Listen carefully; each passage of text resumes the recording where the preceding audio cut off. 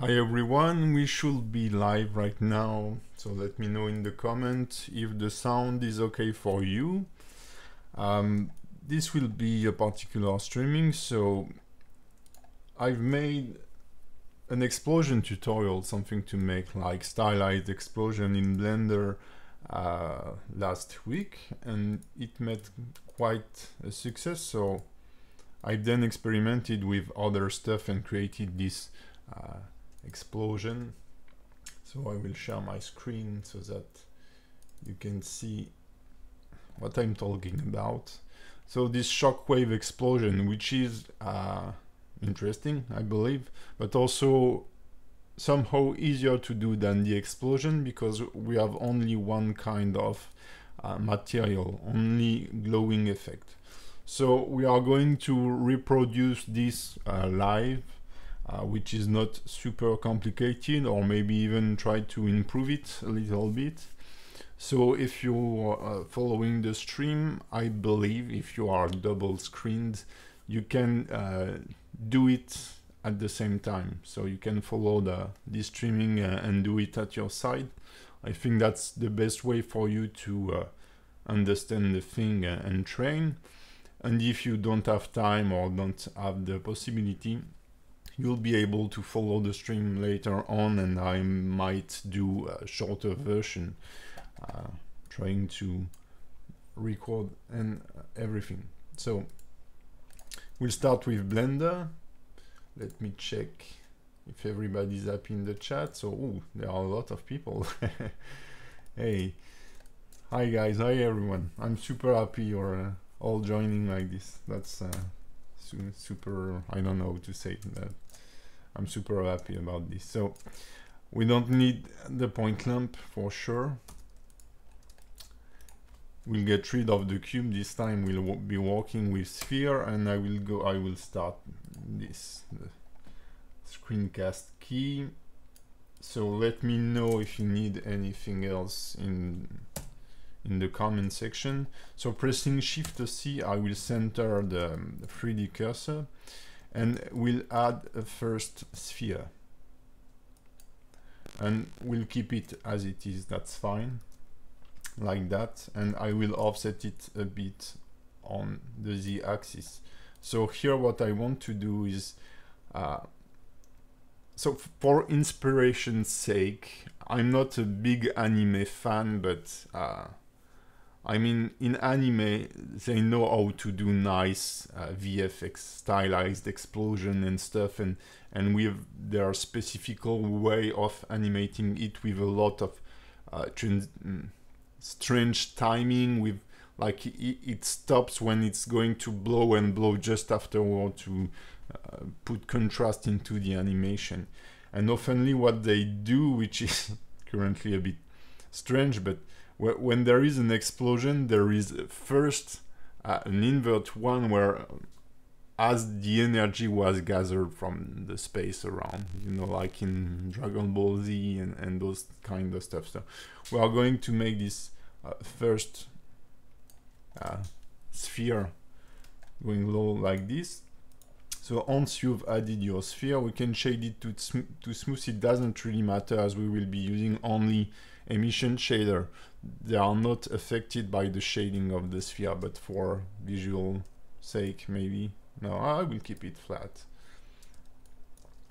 So I will align the camera with this view because this will be our set. So I will press Ctrl Alt 0, and I will make sure it's aligned on the X and Y axis, meaning that it's set to 0 here. I will set focal length of 60. Honestly, here I'm just setting stuff without really knowing if it's gonna be what I'm looking for, and move it backward. It will depend on the animation. Once I've started to animate, I can rework the position of my camera, but here the idea is to frame the ground and the place where the explosion will happen, and as we will have a shockwave on the ground and also an explosion like in the sky, let's say, we need to keep some space here. So will be animating a bit. These are very simple animation currently. So I will open the dope sheet, which is easier to animate in the first place, and we'll set the length to 50. So it will be an animation that will go from 0 to 50 frames. And I have kept the standard frame rate of 24 frames per second. So it won't be ultra smooth, but it's not necessarily what we are looking for. Sometimes having a bit a jaggy animation, something a bit jittery, might help to get a good result, especially when you go stylized. You would like maybe something super smooth, or something like it's nearly like stop animation, something really robotic. So in this case that could be cool. So I will make my sphere a little bigger here, and I will set a keyframe. So for this one I will be only using the scaling, so I will press I and select scaling. Don't avoid using automated keyframing, especially if you're not using filter, because this will write keys for every single input or transformation input of your object. And then when playing with the curve, when trying to keep your your scene clean, that's gonna be problematic. So, and we'll scale it to 0 in like 4 frames or 5 frames. So I jump to frame number 4 and scale it to 0 and insert a keyframe I scaling. So now, incredible, I've made an animation in Blender. So that's the end of the streaming. Thank you. So once we have done this, I won't be playing with the curve for the time being, especially on this one, but we will add the shockwave. So the first shockwave here, what I call the shockwave, is this effect here. So it's currently a pretty simple thing. You may be able to see it here, because we can see somehow the edge on the top, and for sure on the basis of it, it's just a short cylinder with slight curves like this that is blowing like that. So let's do it. We'll add a simple circle, so I will keep this, name stuff. So let's call it, I don't know, first shock. Okay, and I will add, because you will be able to see them then in the dope sheet, and for everything it's way easier. And as usual, you should always organize your scene as much as possible, even if you are working only for you and you remember this thing is there, etc. That's better to have nice organization if you get back to your file like days after. So we'll add a mesh circle. I will keep it at 32 vertices. That should be enough. I will go into edit mode. Here it is. And I will keep it this size for the time being, and I will simply extrude on the z-axis, easy, and scale it a little bit, add a loop here, and do something like that, and that's it. So this will be our shockwave object, and we can smooth it. So I will press Ctrl 1, and this will add a subsurface modifier set with a subdivision level of 1 in the viewport and by 2 in the render, which we don't really care, I think, but I will keep it this way. We won't be using it. So now we'll animate this. So the fact that the normals are not facing in the right direction here is not really important. I will recalculate them, but it doesn't really matter, as we will be using transparency. We'll be able to see through whatever face we are working on. So the idea here is that we have this energy gas ring like that, and then we'll have the shock wave and an explosion, a first explosion, like a small one, this one. You can see here around we have this a small explosion, and then we have the core of our explosion that is growing slowly and getting jittery with some kind of flame or forces around it. So let's build this first. So on its initial frame, this shockwave object should have a scale of 0 so that we can't see it. So the idea is to set the right timing. So I think which I haven't always done in the previous version, but we are trying to make something better here. So instead of starting the animation directly after the gas ring here, we could set a bit of suspense and just set its initial scale at 0, press I scaling, like 1 or 2 frames after. And then I will just set a keyframe like at frame 20, making this so I will enter a scale here because it's gonna be easier scaling it like that. Like this will be the final size, and I will probably work separately on the Z size. So the idea here, we will start to work on our curves. So if you have good animation, sorry, if you have good animation with your 3D object, you will sure have a better result. That should be one of your main focus. If you are able to make something appealing by just animating primitive like that and something readable, adding the textures and stuff upon it will just make it better. But it won't save your project if you have a bad base animation. So that's, as always in CG, in every kind of art, if your base shape, base animation, base drawing is not good, base proportions, adding details, adding stuff to hide the misery, we say in France, it won't work. So try to keep it as good as possible in the beginning. So let's have a look to, currently here we have our keyframes. It's just a status in time, and to see how this status is evolving, we can see it here on the scaling. You can use the graph editor. So sometimes people, it's like your first rig or first driver, people are a bit afraid about the graph editor because it's a bit like mathematical stuff dealing with graphical stuff. So we just have to think on how we would like it to behave.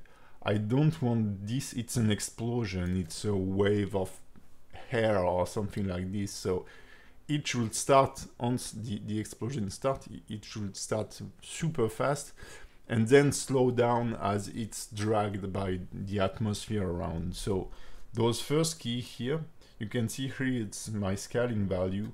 It should go something like a curve like this.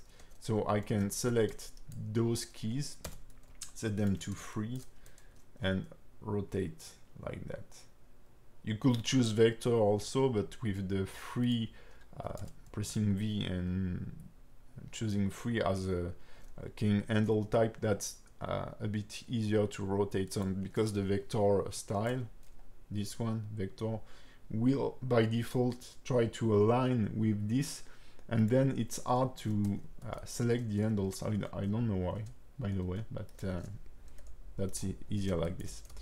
And then we have this absorption, so I will make it slightly slower. Now I will just have a look to it. So for me it's a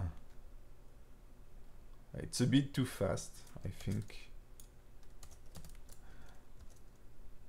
I will slow it down this way, and I think also it might need like a few additional shape, like, frames like this.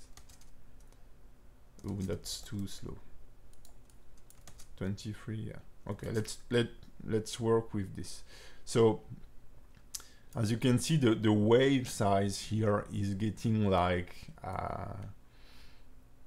half of my screen, and I don't like this. I want it to rise a bit, but not that much. I think like this 8th as a maximum should be okay. So I will play only with the Z curve here. The Z scale curve, I will press Shift H to isolate it. And now I can move it down and scale my object on its Z axis. So here you can see the curve is getting higher at this point and go down, which can be interesting actually. Yeah, we'll try this. That's something that could be cool. I don't know how it will behave on shaded, but yeah, I kind of like it.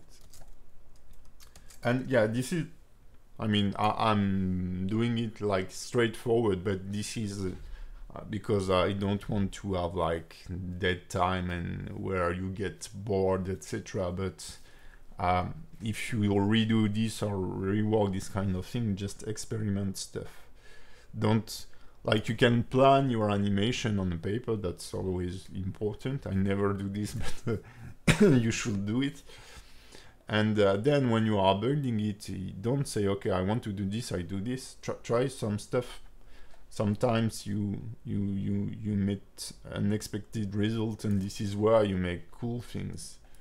Hey from France. I'm happy there are a lot of people, so that's super nice. Okay, so we have our first energy gas ring, the Shockwave that should be working with a first blow. So this small blow here, this one. Okay, so something like that.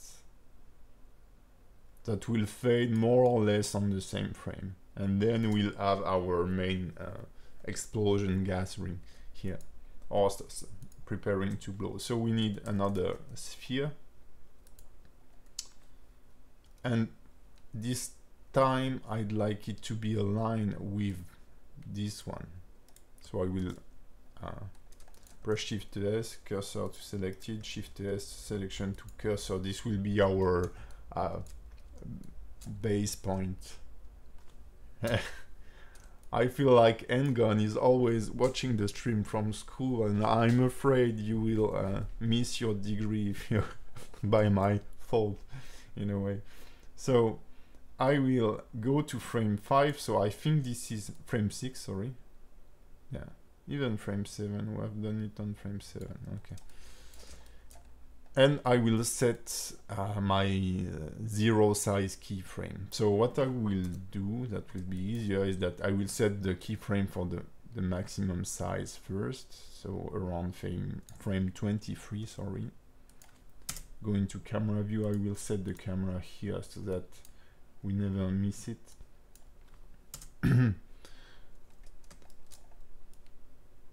So I might do, I don't know, but for this explosion, for this FX, let's say, we are working with a certain camera angle, and it's like we are outputting VFX in this way. But for the explosion, which was flat and that was captured in somehow a straight camera, you can then bake the animation and use it in your own composition or own animation by baking it onto a plane, and you add a constraint so that the plane always face the camera. And this is a good way for you to add explosion for free, let's say, I mean performance wise, super easily.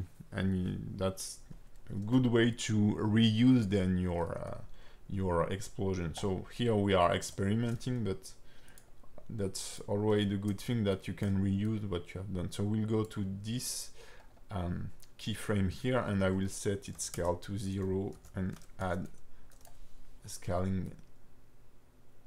And you can see the I don't know if the streaming feedback is good enough, but you can see now, as we have worked on the curve of this object, there is an offset in their movement. The sphere is like dragged back in its movement, and we don't want that. So I will go to the graph editor, set this to 3 and shorten them a bit and rotate it. So the idea is not to have necessarily a perfect timing between those both, but not to have a big difference, a noticeable difference. So here I'm okay with the way it stops here, even if the shockwave is going a little further, because it will fade maybe before also. Okay. So it does work with the first one. We have this feeling of something like is shocking while it's getting small, and it just bounces in itself and get bigger. Okay, so now last element already, and then we will add some little stuff maybe. So as soon as the explosion happen, we have our energy core that is already here. So let's build it. So what will be cool here is to identify those stuff maybe. So this will be our first explosion, explosion 01. I will add a new sphere. Yeah, you should love sphere by now. And we call this core explosion. And this will be our little core in the middle. So what I will do is that I will separate each object on a layer by pressing the M button here, so that it will be easier to isolate the view. Instead of hiding stuff, I can see one thing. Okay, so this is our core explosion, right? So the idea here, and what I've done, so I don't know if you have noticed this, is that it's slowly growing. Yeah, quite fast here. It's slowly first it grows a bit fast, and then it's getting smaller, and then it explodes. And during this short time, it's like a vibrance, or you know, like vibrating. Yeah. So let's add. Okay, I will just scale it like I would like it to be in my 3D space, something like this. And this will be the intermediate scale. So I will set a high scaling. Then before here, it should be at 0, high scaling. So from there, I want it to get smaller and smaller. Like something like this, high scaling. And then once the shockwave is finished, it will maybe we'll keep it on 1 or 2 frame as it is, just to as we did in the beginning, just to put some suspense in our explosion. You know, if you can make a very smooth animation with everything like I don't know, like every action run one after the other. But if you want style, if you just break this and put some different timing in your for your different element. So it gets like big here, and I wanted to, let's see how I did this before. I think it was like, yeah, like it gets super big super fast, like on 4 frame, let's say. Like I need it to be screen, okay, something like that. Scaling, and then on like 10 frame or so it will continue to grow and fade, but like way less.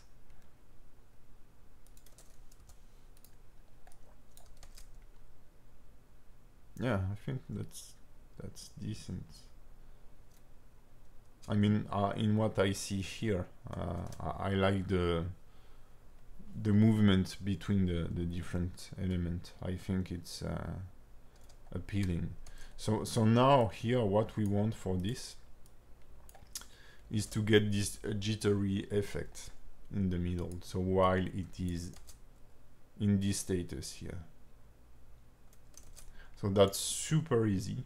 You go into the graph editor, our lovely graph editor. I will just switch those to 3 as we did before and rotate only those handles. Oh, that's the time I ate. So I will switch to vector. And oh no, that's not the right key. This one.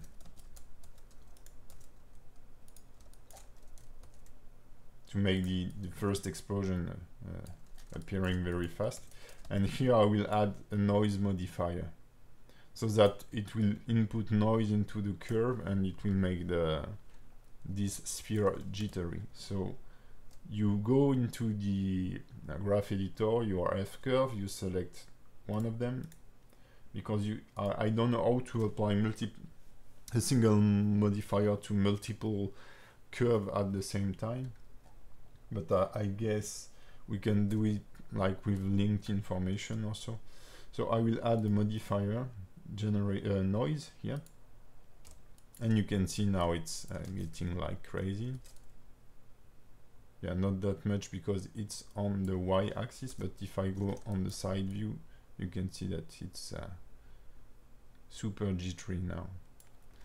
And I will restrict the frame. I don't want the noise to happen before this frame, so I will use the restrict range option here.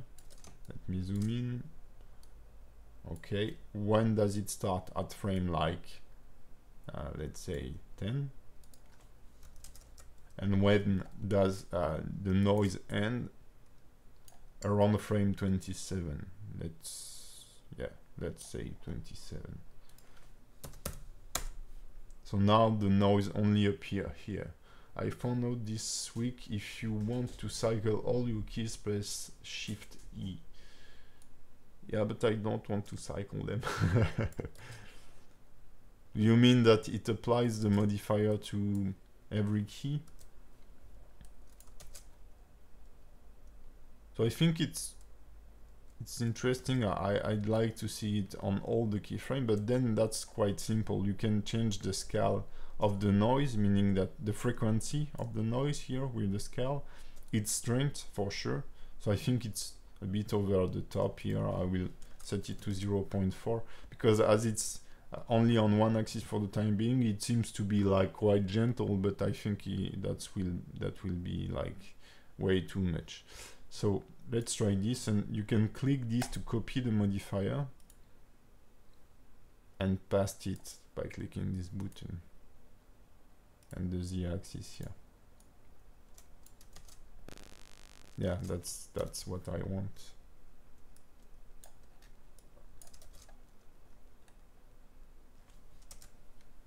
So now from the camera point of view,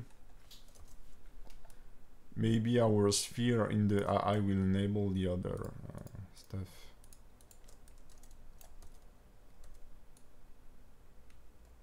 It might be I'd like it slightly bigger. So what I can do is take those keyframes and just press G and Y to move them on the y-axis and offset them to an higher value. And this is how you can change the scale in an animation, offset movement very easily. So curves are really your best friends in animation. Yeah, I think that's decent. Yeah.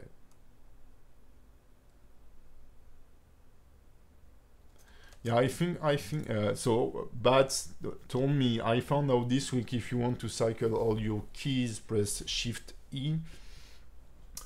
It applies the cycle modifier. So there is a modifier here that allows you to create cycles. So if you make a run cycle animation, then you apply this modifier, and whatever the number of frame you are playing, it will play the animation in cycle. But as we are not using a cycle modifier here, I don't know if it will apply to the if it will work.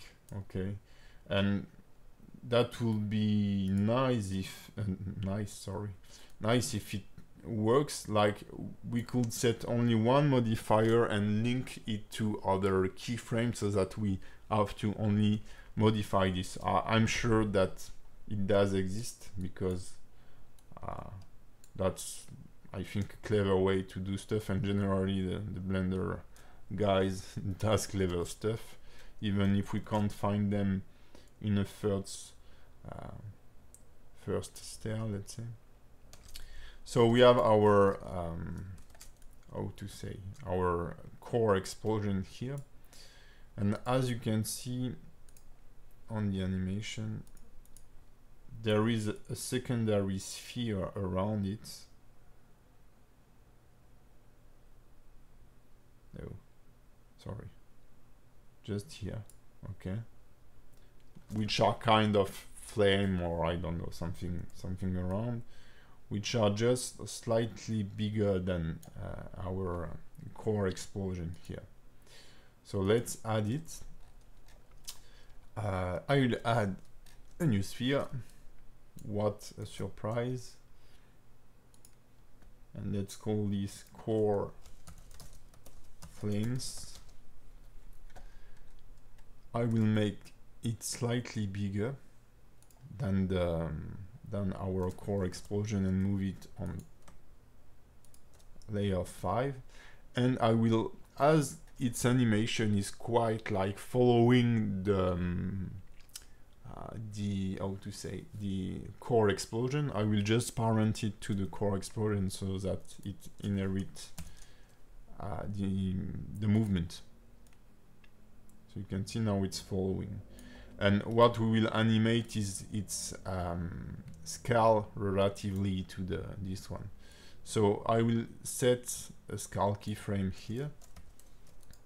So it's at 1, even if we can't see it, because it's parented, so it gets to 0, but in its local space, its scale is 0.7 or so.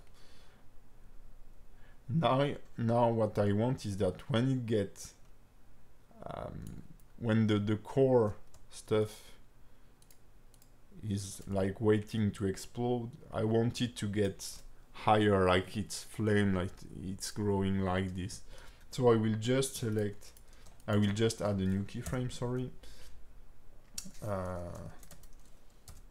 to only selected channels, and I will select the Z here and increase it, something like this. Then just before it explodes, so where does it explode? Here, okay. I will make it recovering its previous status, so it will be, I will just duplicate, sorry, the first frame here, and we just have this little secondary animation, let's say, and that should do the trick. And then we can from this point, scaling, I think we can scale it a little bit, so that there is a slight offset between those two explosions. That will be visually more interesting, I think.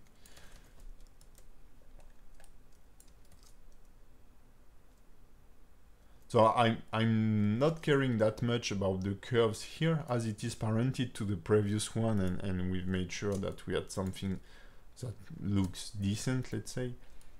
It's moving the same way, it's moving along, so we don't need to work that much on those curves. So I think that might be a bit like abstract to see those, but is it moving as you would expect? For me, yes. But without shading, it's a bit hard to tell. So we'll start shading those to input some visual information that will help us identify if the animation is working or not. I believe, so I'm not into VFX at all. I've seen someone doing this on Twitter, doing this explosion and saying, I've done this with Blender, and I was like, wow, that's just an awesome stuff, and I'm sure this is not that complicated to achieve, and I tend to find one trick to do it, because there might be other way. And then when you do animation in general, it's like everything else, you get used to see what's good and what's wrong, even if you don't have the main shape. It's like those animators that are reading the curves in the space. Even if they don't see their character, by just seeing curves moving in space, they can feel if their animation is good or not, because you kind of train your eye to what looks appealing or not, to what may look right or wrong, or to understand the behavior of what you have in the screen without having all the details. But let's set our scene. So I will press Shift-C to reset the 3D cursor, and we'll just add a background. That's simple as this. So let's add a plane and scale it way up so that it's totally framed into my camera view. I will apply its rotation and scale, and I will check that I'm happy with my camera point of view. Yeah, absolutely. I mean, when you see, so Solveig is saying that this is awesome to create transition in motion design or even in movies. For sure. I mean, you see with the node animation nodes add-on, and a lot more and more people are doing motion design with Blender, but generally speaking with 3D. This is because it's pretty easy to animate stuff in 3D space once you get used to it. I mean, and you can create like a transition effect or a camera rotation that could be a bit harder to achieve directly in 2D, especially when it comes to perspective. And if you want to do motion design, video design, or whatever, or even sound design, don't think that it's a specialty, or you have to do it like using the right software to do it.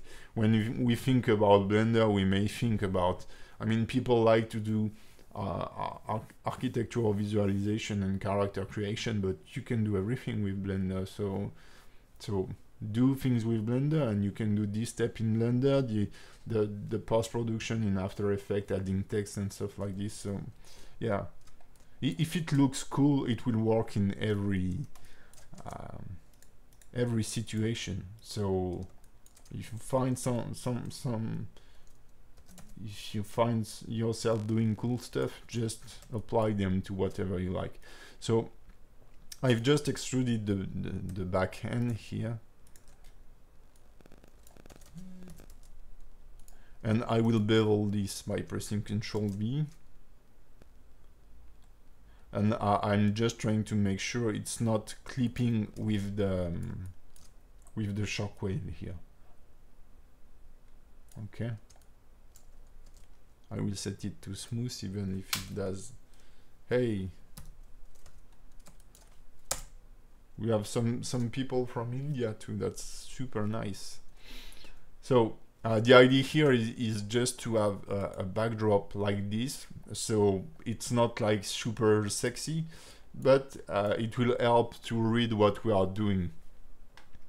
So I will just show you my rendering setup for the time being. So I'm using the GPU compute. I have two graphic cards. For the time being, we can keep it at 50% of our default size. I wanted something wide, not a squared vision of it. And this is where it's getting nice and cool. In the sampling here, I will set it to 1. As we are using emission shader, we don't need more samples to get a nice and clean preview. And so the render will be like super fast, like 1 or 2 sec per frame. And then in the performances here in the scale, I will just divide the dimension by 2. As it will be super easy for the graphic card to calculate what we will have in frame, you can set the tile size to be like the whole frame. So I will set it to 960 per 540. And I will uncheck this because I don't want progressive. So if I go into shading mode here, I will frame this. Also, I will set the passepartout to full alpha so that we don't see what's around. Because sometimes when you do an animation, the fact that you are seeing what's out of the camera, even if here it's a simple animation, there are no character involved or stuff like that, but the fact that you see your character entering in the camera range, you will feel like your animation works well because you have this anticipation of your character entering in the stage. But what will be rendered, there won't be any character. And what you will output is this. So make sure this is appealing. If what's around the camera is appealing, that it doesn't matter. Okay, we are not doing the making of, we are doing the movie. So let's add a shader to this.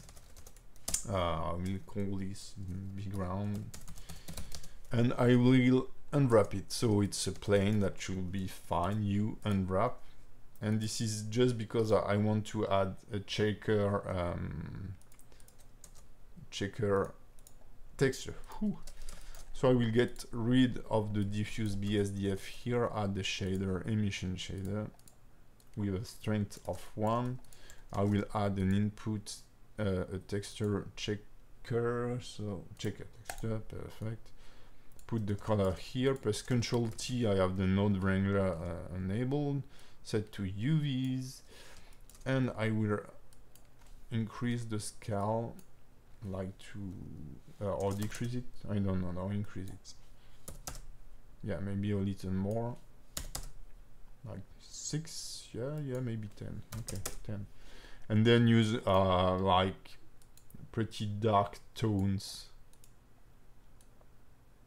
something like this, not too contrasted, so that we can see what we are working on. Okay, so this is our background here.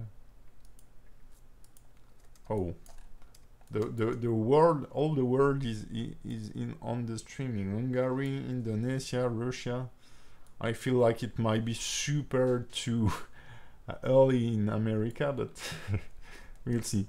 So the cool thing about this plane is it's also clipping our sphere. So that's what we want. We want them to touch something like some kind of ground. So now let's work on the shockwave first. I will hide every single oh no, maybe the first one is the easiest one, so we'll do this one first. Is the first like gathering energy stuff. So let's add a shader, call it gather, and I will go into the node editor. So let's get rid of the diffuse BSDF, add a shader, emission shader, and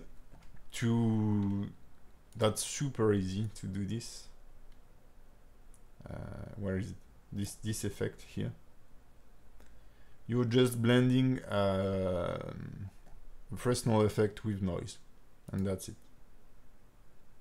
So let's add a Control T texture here. Oh no, I don't even need those inputs. Layer weight, add a converter color ramp, facing, and emission. Ooh, I will switch, yeah, to smooth. That's gonna be better. Smooth shading, if I can grab this. Okay, sorry. So we have this for the time being. Fantastic. Let's add a texture, noise texture. And let's see how it looks. So it looks like that. By default, I'll always push the details because it will get more stuff on the surface, and slightly a bit of distortion. So there is something subtle to have this flamey, strangely thing appearing here. And we'll use this factor as the blending factor for our layer weights. And it looks like that then. You have those wavy effects into the layer weight. If I mute it, you have nice stuff. If I unmute, you have those waves here. So I will increase the scale to 10 so that I have more noise here. And we'll use this to drive colors. So does it mimic with animation? I never use the animation nodes, unfortunately. This is my problem every time I see some cool stuff on the internet about Blender or about CG in general. I want to try it, but it does take time, and I wish I sculpt more, I animate more, I ring more, etc. But you have to make choice, and you have to make money also. So we'll switch the blending mode of our color ramp to constant here, so that now for a given value we have like a solid color, okay, and you can already see this nice effect appearing, okay. So for this one, so I'm using the filmic color manager. So as you can see, my white here is a bit grayish because it takes in account the energy stored into the material. So if I push this to 5, I will have something brighter, which is nice. Okay, so for this one, we'll work with, just to change a little bit, we'll work with greenish tones, like it's from Mars explosion. So I will just set my tones here, something like that, and we should see oh yeah, that's too subtle, that's why the color difference here is too subtle. Yeah, something like this, and maybe a darker one. So even if we don't use it right away, yeah, I think this color is nice for the core, and I will add a pure white on the outside.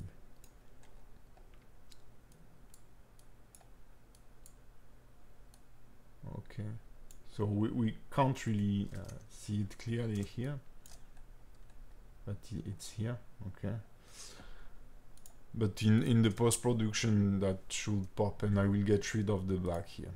Okay. So the cool thing is that we will be able to use those later on. Okay. For our other element, this color ramp. Okay. So I feel like it's looking like okay, but now I'd like it to blend on the outside the same way. If you here it's super jaggy, we don't want this. We want like a smooth transition, so you can see already the effect. So what we'll do is just combine this with another color ramp, converter color ramp set to constant 2. I will put the facing here, and I will invert, no, I can't keep this like that, and set it like that, like the very edge. And maybe I will set, I will duplicate this just to set different value to my noise so that it's not exactly the same as the one we have here. So I will just like move the scale like this, and maybe a bit the distortion, and reduce the details, doesn't matter. And we'll use it to mix it with a transparent shader.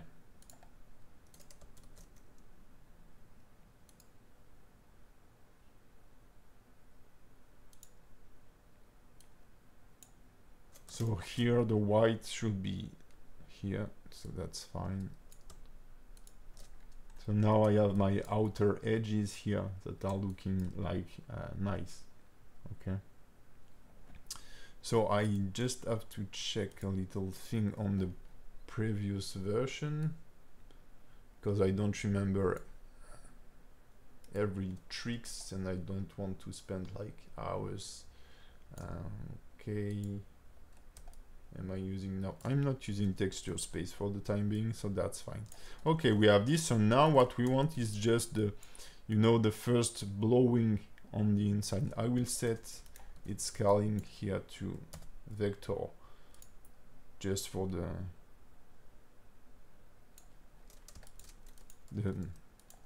fact, let's say. Okay, so let's duplicate this. Let's duplicate this, and let's re-input a transparent shader here. So I think that, let me know if you have any question about the nodes and stuff, but I think like it's Alt right mouse drag for mixing between nodes. Alt right mouse drag. Alt right. Oh, cool. Thank you. Never seen this stuff before. That's super nice. So what it does? Ah, okay, okay, cool, cool. Thank you. So left Potter just teach me a new trick. So to set automatically a mix node between two nodes, you just Alt right click and it will add it automatically here, which is super nice. So we have this here. I will input the color, so it's exactly the same as before, but if I invert the flags here, well, it speaks by itself. You can see it here, appearing here. Okay. So now the idea is, how do we, I'd like this one to be a little more on the inside. Okay, something like that. Thank you, Lev. So we have this. So now it's, do we animate this color ramp to make it fade or to make it up here? As it's pretty fast, let's see how it happens before. So it was very thin and get bigger, which makes sense, but that's very fast. But I think as it will blend with the core explosion, that could be a cool thing. So let's do it. We have this, and the idea is that at the very beginning we want it to be super thin, and when it, just before it collapses, to get solid. Okay, so let's move our flag here, our black flag, like that, and I will set a keyframe to the position value of the color ramp like this. And you can see now it appears in the graph editor, and when it gets on the one before it's collapsed, I will move it to a value of 0 and set a keyframe. Ooh, something wrong happened, I think. I will set it to like 0. Almost 0, but it does work, but yeah, that doesn't matter here. And you can see here, if I So that's one of the super cool stuff. I have keyframes here, and if I move them, I have curve, it does change what I have here. So it may sound like, I don't know, like what it could sound, but yeah, when you animate things, that's just awesome to see this kind of stuff. So now I'm wondering, I've made a mistake here, because the core should be the lightest part and not the outside of it. So I need to invert those.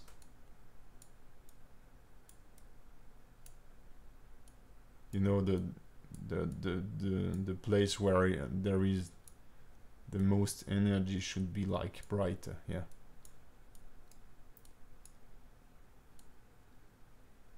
And then if we go really in depth into it, this should be super bright at the center, get darker, and then get brighter on the edge because of the Fresnel effect. But yeah, that's gonna be okay this way. So we have our first FX done, and I will unmute this by pressing M, and now I have my animation. So let's now do the shockwave, because it will help us. So we'll add a new material to it and call it shockwave. And I will jump like few frames after so that we can see it betterly here. And I will add an input shader, emission shader. There. Set it to like 5. And we'll input some stuff. So that will be a bit different this time. So I need to check this back. Just try to remember if yeah, everything is okay. So yeah, that's what so the first thing, sorry, node editor here. The first thing we'll need is to set our gradient from the bottom to the top.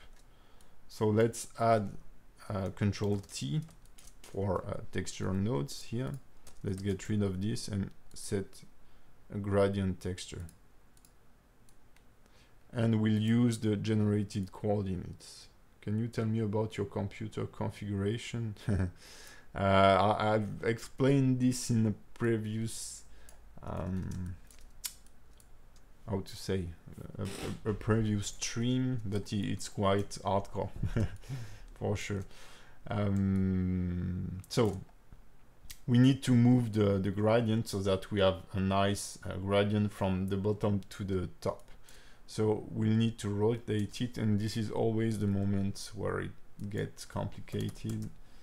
So yeah, here it's weird. 90. If I move the location on Z, do I have any difference? No. So let's rotate the X. Yeah, something's happening. And it should align at a certain point. So at 90 maybe? That's here as that? Okay. And let's move one of the location to see if we can control this. Yeah, ooh, happy. Okay. So I will switch to quadratic because it's the interpolation is smoother and it will input some more details to our shockwave. Okay. And now let's add an input a texture, sorry, noise texture. This is we'll be using the noise texture all the way. I will add the converter color ramp. No, what I will do is that I will source our previous one here. Control, I will source the whole thing. Control C. Control V. I will just get rid of the layer weight.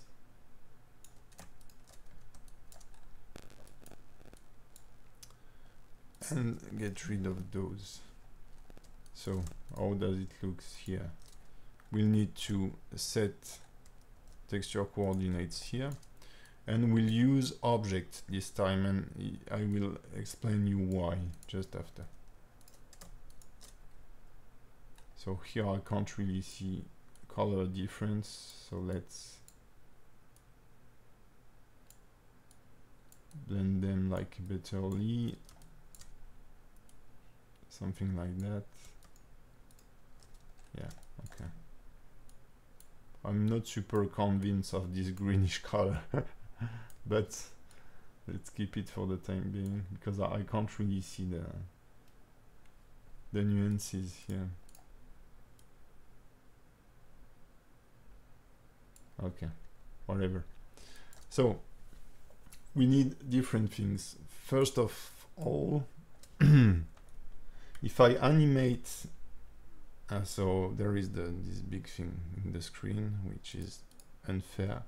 If I animate, if I run the animation here, you can see more or less that the texture is not moving onto the surface. And we want to animate it based on our object movement. And to do so, we need to set a reference to our object, and this will be an empty. So I will snap the cursor to my object and add an empty plain X. This is quite where the magic happens. And we call this Shockwave controller, okay? And we will, in the node editor here, as object coordinates, we'll select our Shockwave controller. And you can see that the scale of everything has changed. So we'll just add here, oh, we just change the scale here, for example. I don't even know, but I want a mapping node, whatever, because it will allow me to play on one axis, like changing the scaling on the Z so that it's more like Flemish stuff like that. Okay. So the thing is that now when I play the animation, you can see I get a different result on each frame, which is nice. We want it to be animated. But the problem here, and this is from what you will see in this wall streaming, this is the tip. This is the tip to make everything work, and we will be reusing this on the other stuff. The thing is, first of all, the scale of those texture is not changing. So whenever our wave is getting bigger, the texture density is getting smaller in a way, even if the value doesn't change. But as you are projecting the same texture in a bigger surface, that look weird. And also we can't feel it by moving from frame to frame here, but the texture is moving way too fast, and it will look super bad. I mean, super like jittery, and some of you may start to convulse also by watching the streaming, so that will be kind of a problem. So what we can do to avoid this is to parent the controller to the object, Control P. And now as it moves along my my Shockwave texture here,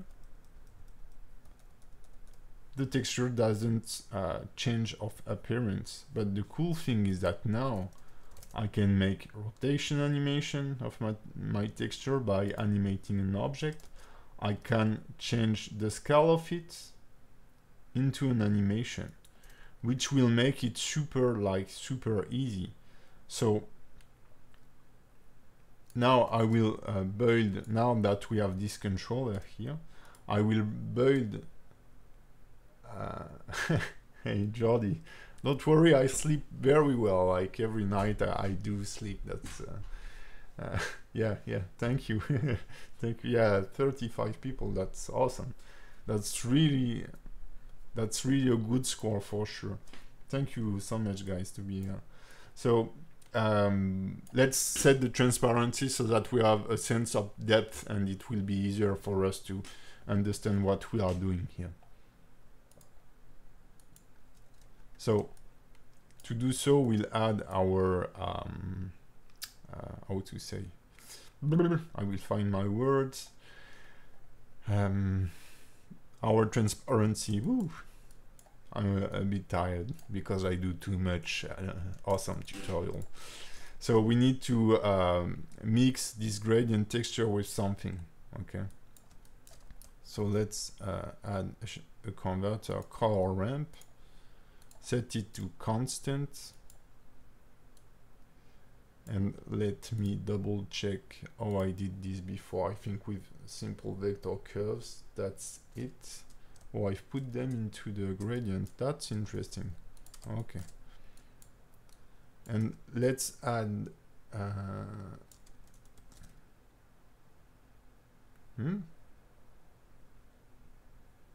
sorry, just thinking. Okay, yeah, as the factor. Yeah, okay, that's it. I find my way in my end. So converter vector curve. Where is it? Vector curve. So this will allow us to modify the location of the mapping of the gradient texture by using curves like this. You see, yeah, I can move it. So yeah, fantastic. Who cares? We do care about this, because if we input a noise texture, for example, as usual,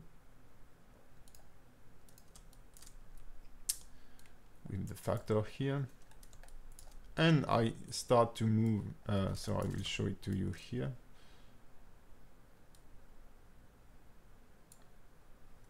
I will increase its scale, and I will increase the details. You can start to see those effects here. And the higher I will get, the bigger will be the effect. Okay.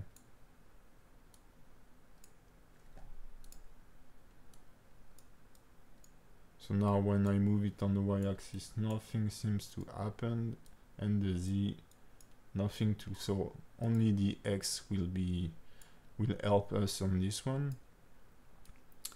And I do want to have information for this noise texture too. So I will use exactly the same mapping as before. That should look better, and you can see now how it looks. And this is exactly what we want. I'm super happy at this moment. Okay, so now I'm just trying to figure out how to contrast this, to have like better transition. So we have this effect now, and so I will now use this to mix in transparent shader. Big shader, okay, like that, and this, and here we are. That's easy as it is. So now if I go in my 3D view and we play the animation, if I move this on the z-axis, you can see that we have our flaming effect here. But as it's object based, that's super easy to move it like smoothly and get this fire effect. Let me know if the feedback on the screen is like okay.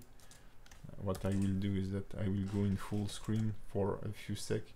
So it's a bit jittery, but if I move the object on the z-axis, you can see this fire effect. And we'll be able to render a short how to say, short play blast, as this will render like super fast. So now I can play on the base scale of my object to see if I want like differences here. Doesn't really change anything, but I think I added more distortion in a way. Let me check on the previous one. Yeah, by adding like a secondary node. Yeah, for sure. Okay. So now I want to cut those flames because they are too clean. But you have the idea, just let me know if it's clear for you. Okay. Let's go into the node editor and let's just duplicate those. And we will use this noise texture here to add another. I will duplicate this one. So let's organize this a bit. Let me know if everything is clear for you regarding the what we are doing here.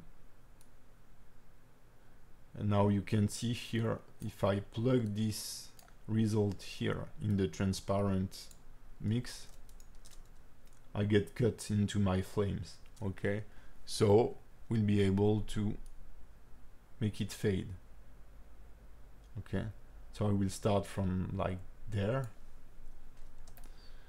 and so maybe I will use a different scale. So I will duplicate the noise just so that we have some slight difference.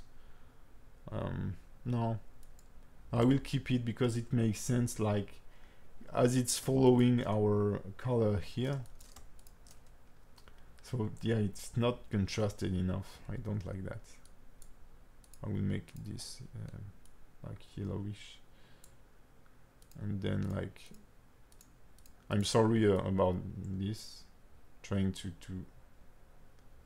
do something that is visually more interesting, let's say.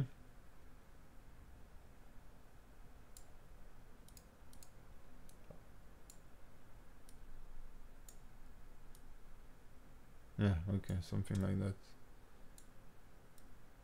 Okay, sorry about that.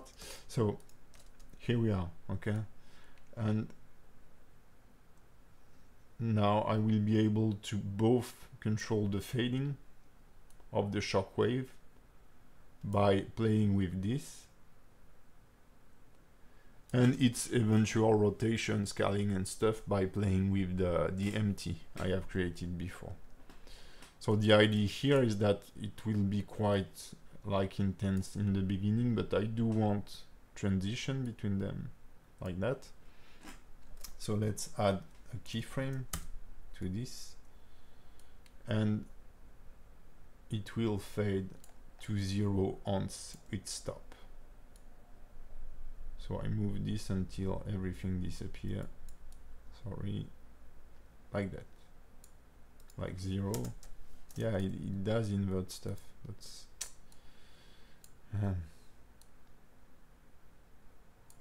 okay. Hi. So now you can see it fading. So you can see that it fades super fast. So I can change this here by selecting the color ramp and playing with its curve. So I will set it to 3 here, and I will rotate it so that it fades at the very end. I will shorten this and make this one bigger. Okay, we'll see. We'll be able to. So what you can do is select a point, press L to select every linked point, and press the dot key to frame your curve so that it's easier to work on. And I will increase this. Okay, now it fades like I would like. We should do a play blast rapidly. I will just add the rotation to it. So what I'd like is, so we'll input the fire like going up. So I will set a keyframe to my empty on location, and as we won't be using the other location than the Z, I will just get rid of those keyframes. We move to there, and I will move it on the Z axis like that. I don't know, I will set a location, an available keyframe, so you will write only keyframes that have been already written before. So you can see it didn't add it like all the location keyframe. And now I will just watch if my fire is not going too crazy, like if the status is not moving too fast. I think it's a bit too fast. So I will reduce the amplitude of the curve, and we'll set this to linear by pressing T and linear, because I mean, those are flame rising. It's a texture moving onto a surface, so that's okay for me. Okay, like that. And now I'd like to have the rotation. So what could be cool is that the thing that is a bit, I think we could do this with playing with curve. What would have been cool is to make the shockwave rotate, and as it rotates, distort the texture. So that's gonna be your work. Just experiment with stuff if you are doing this later on. I won't be doing this right now because experimenting can be you know, or you may not know, but like you're searching for stuff and you can't find, and you have an headache and people get bored and just leave the stream, and this is not what I want. So I will set a rotation keyframe, and we'll only using the Z Euler rotation here. I will move it on the x-axis, and I will duplicate the keyframe. So these are the different way you can shift the D. Okay, X. These are the different way you can set keyframe. Now what I would like is it to rotate quite fast in the beginning and slow down as it fades. So as it's a Euler rotation, it's in degrees, so let's set it like to 360.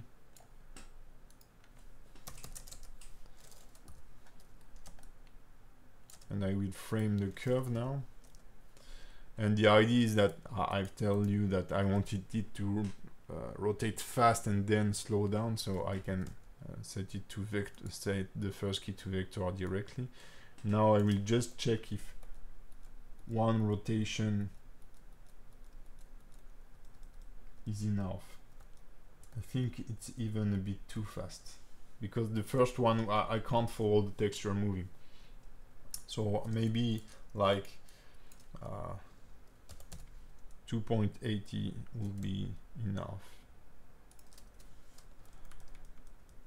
Yeah, I can feel the rotation, but I feel like it's a bit too much. So now it's getting hard for me to read this, so it will be time for a first play blast. So I will save, because I haven't before, and also I think I will scale up this, because that's a baby shockwave we have here, and I don't like that. I want a badass shockwave.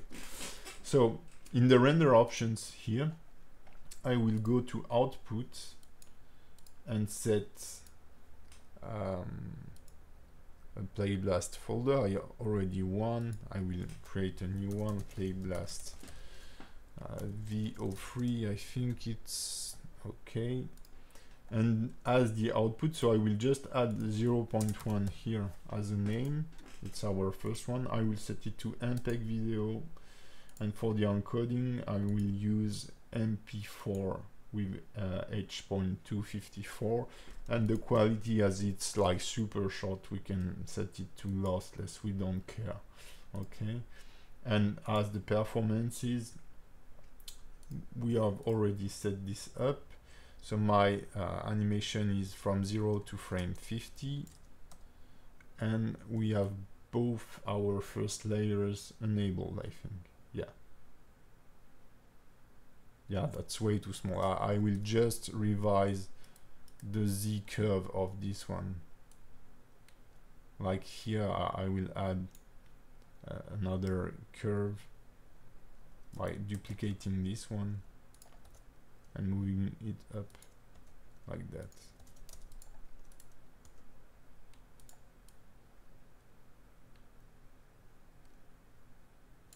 And also I will move the gradient texture here. You mean set the handles to 3? Yeah. No, I've just added a new one. Sorry, Solveig, there is kind of a lag between what I'm saying and when you get it. So I can't always figure out what you need. And also I want it to be more curvy, so I will edit the mesh here. Like something like this. So that's gonna be too much for sure. And add, okay, I have already a subsoft modifier. Let's add another.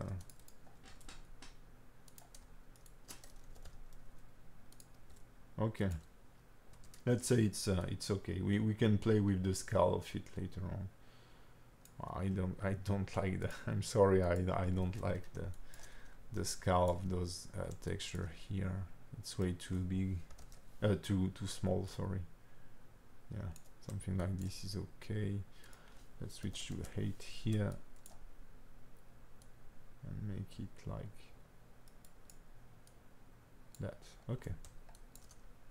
So let's see. Okay. It's important to make the sound of the explosion with your mouth when you're walking.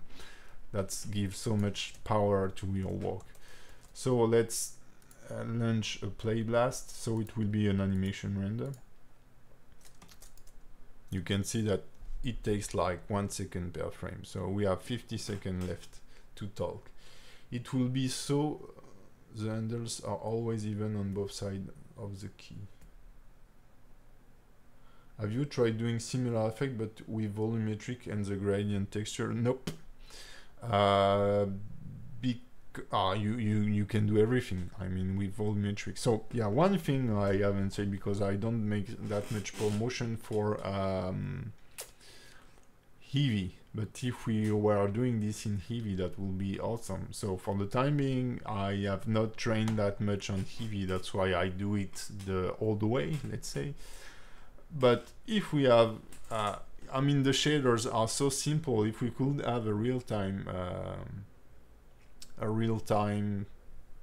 feedback, that will be awesome.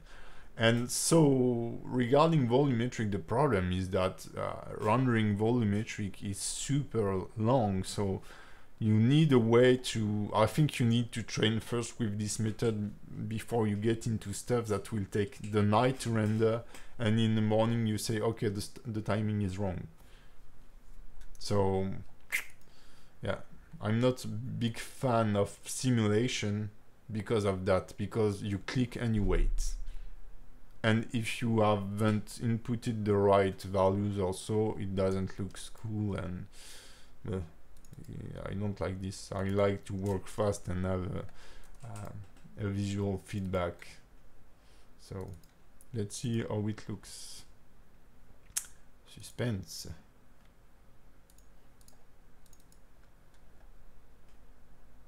So everything is too fast. I mean, maybe the rotation, but also I don't know how is the feedback at your side, and also the movement, the scaling. So I will rework this by modifying the movement amplitude here. Yeah, it's the rotation. It's crazy. Rotation is crazy. When I see the difference of position between two frames, it's like it's hard for me to find where the graphical element just moved.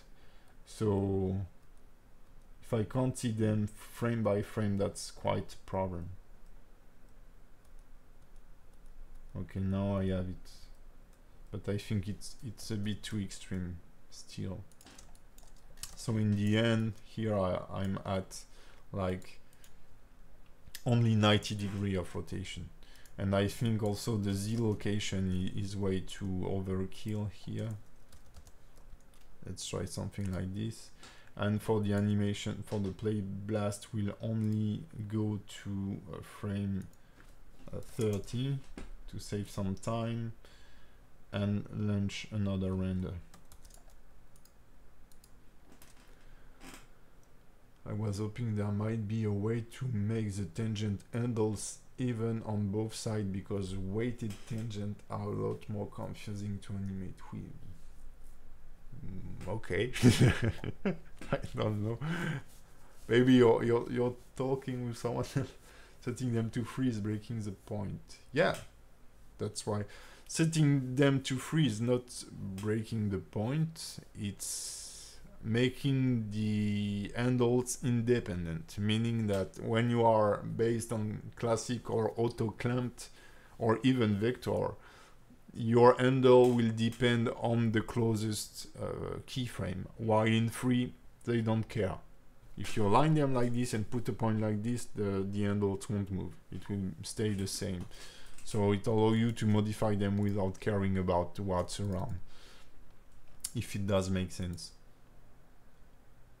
Yeah, now it's a bit fast still. So I will offset every keyframe, both transformation and shading and stuff. That's too fast for sure, but that it's working. It's working. So it's just a little problem of timing here. So I will make sure I have my in the 3D view here my empty selected, the Shockwave selected, and on the Shockwave the node selected, so that I have all the values here of it, and yeah, like that. And I will offset a bit everything, like of 2 frames also, and that should be okay. So now let's play with the second explosion, this one here.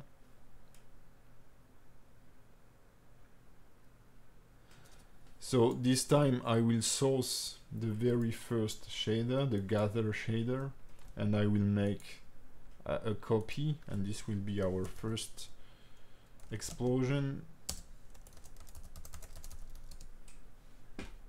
Okay. Yeah, Solveig was one of my students during a training session. And she kept following me, so thank you, Solveig. That's very nice. So I will clear the keyframes here on this one and isolate this. So for this specific blow, I don't understand why it looks so shitty here. Sorry for the children's. Might be the transparent shader here.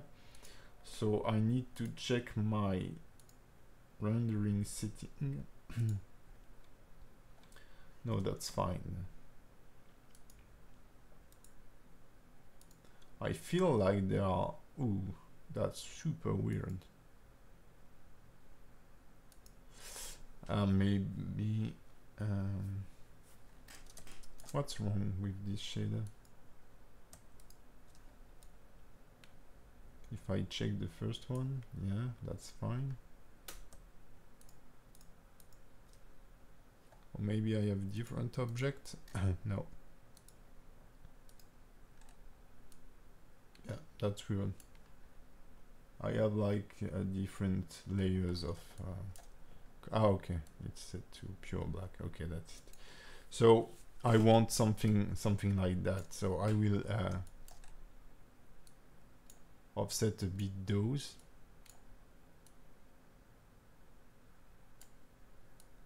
And I will yeah, I will invert those for this first blast.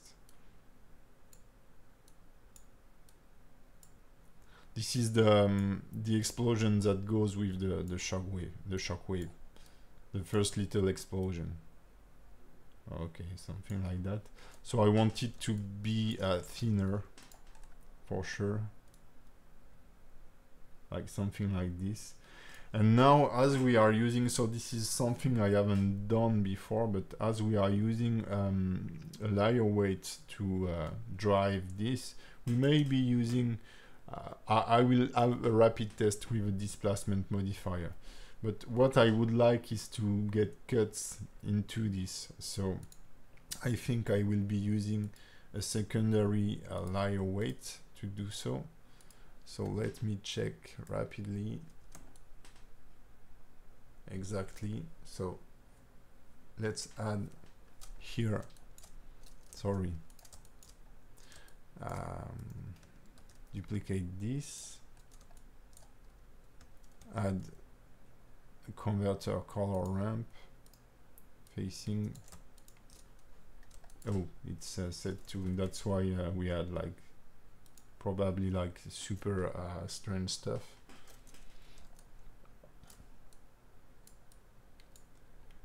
And I will be using, so what am I doing here? I want to add some distortion in this. So I don't need a layer weight currently. I just need a noise, a new noise texture.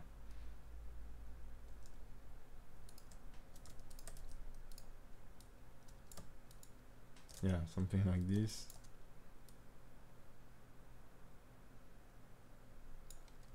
To mix in a transparent shader again.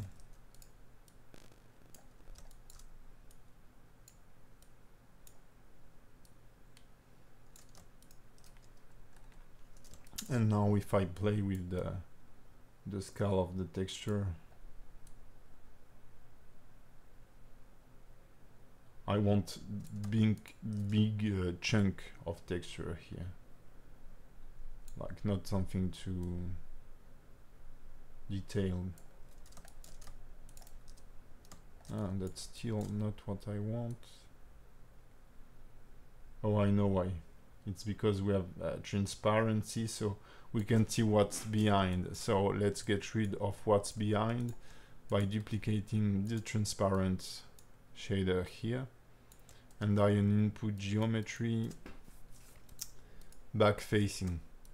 So meaning that the face, the normals that are negative toward the camera, the inside face of the sphere will disappear. Back facing, and you can see I've lost here some information.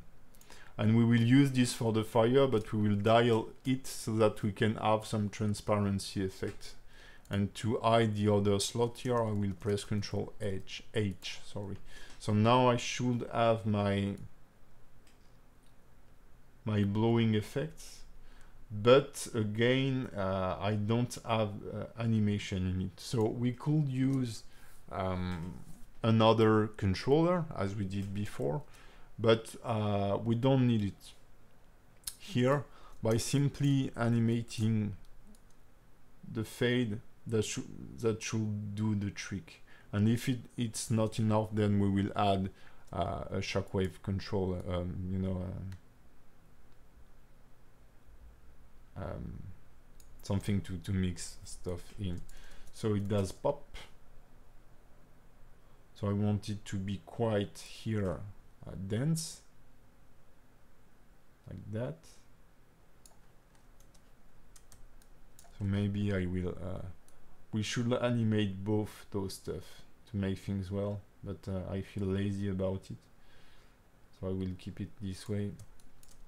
I will set a keyframe here, and as it gets super big here, it just disappears. All right.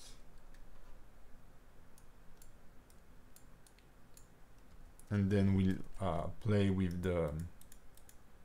this curve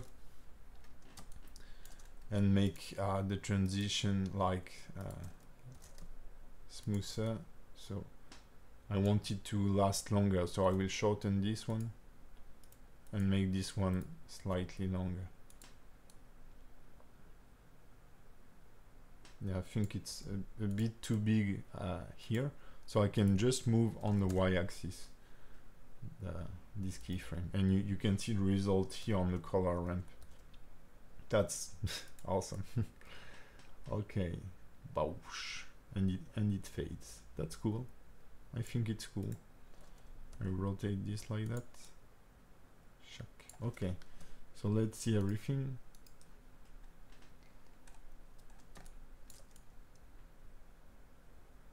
Yeah, and with our background here, I think it does looks right. I don't like the shockwave, it's too high now. So what is the size, this one? I think it was like decent at the beginning and I should not have modified it, but yeah, doesn't matter. So I'll get here and reshape it a bit with a straighter shape. Yeah, that should be nice. Yeah, okay. Yeah, yay. Okay, let's launch another playlist. We'll still use 30 frame. I think that's enough. Yeah, everything is fading before, so that's okay. Animation. And so as I told before, as we are using only one sample because we are using only emission shader, then for the performances you can create a tile of the size of what you are rendering, and Blender will do it like that. Wow, it's already an hour and a half of streaming? Are you serious? Oh, hey Jim, what's up? Elder Jim. We have old people watching the stream, so please show respect to Mr. Jim Warren. I think it's looking decent. Maybe still the rotation of the shockwave is a bit overkill, I think.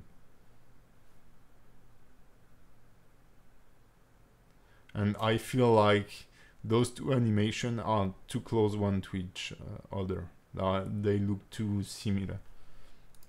So we should slightly offset the growth of this one. The scaling values. Shift H.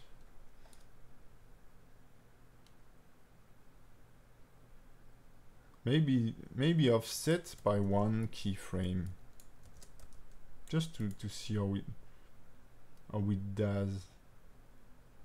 And I will slow it down a bit. Yeah, I will move all its keyframes from this this element here. Just offset by one keyframe and see how it does look. Like to check. I don't know. Here I don't know.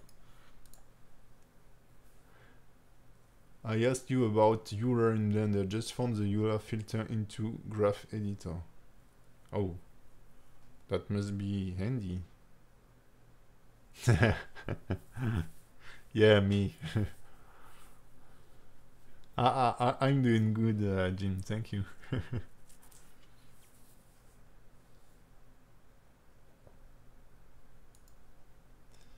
Good morning.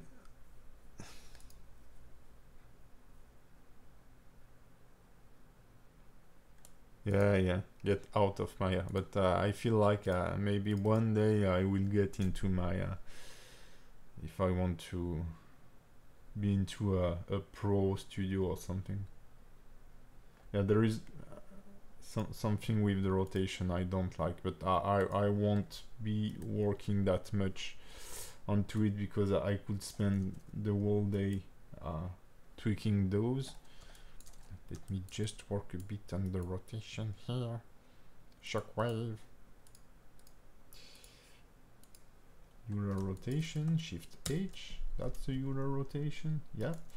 Let's invert it like that. Okay, I don't touch it. We'll see if it does look good. And that's it. Let's work on our third element, which is, I think, the core. So again, that's gonna be quite easy. So we'll use kind of the same shader for the core. So I will use the gather shader and we call this core. So I duplicate it, go into the node editor, set the shading to smooth. So it currently changed stuff to, I was not sure about it. It should pop up on YouTube. I think this effect is really too bad. I arrived late in the live stream. Will be a recording. Yeah, sure.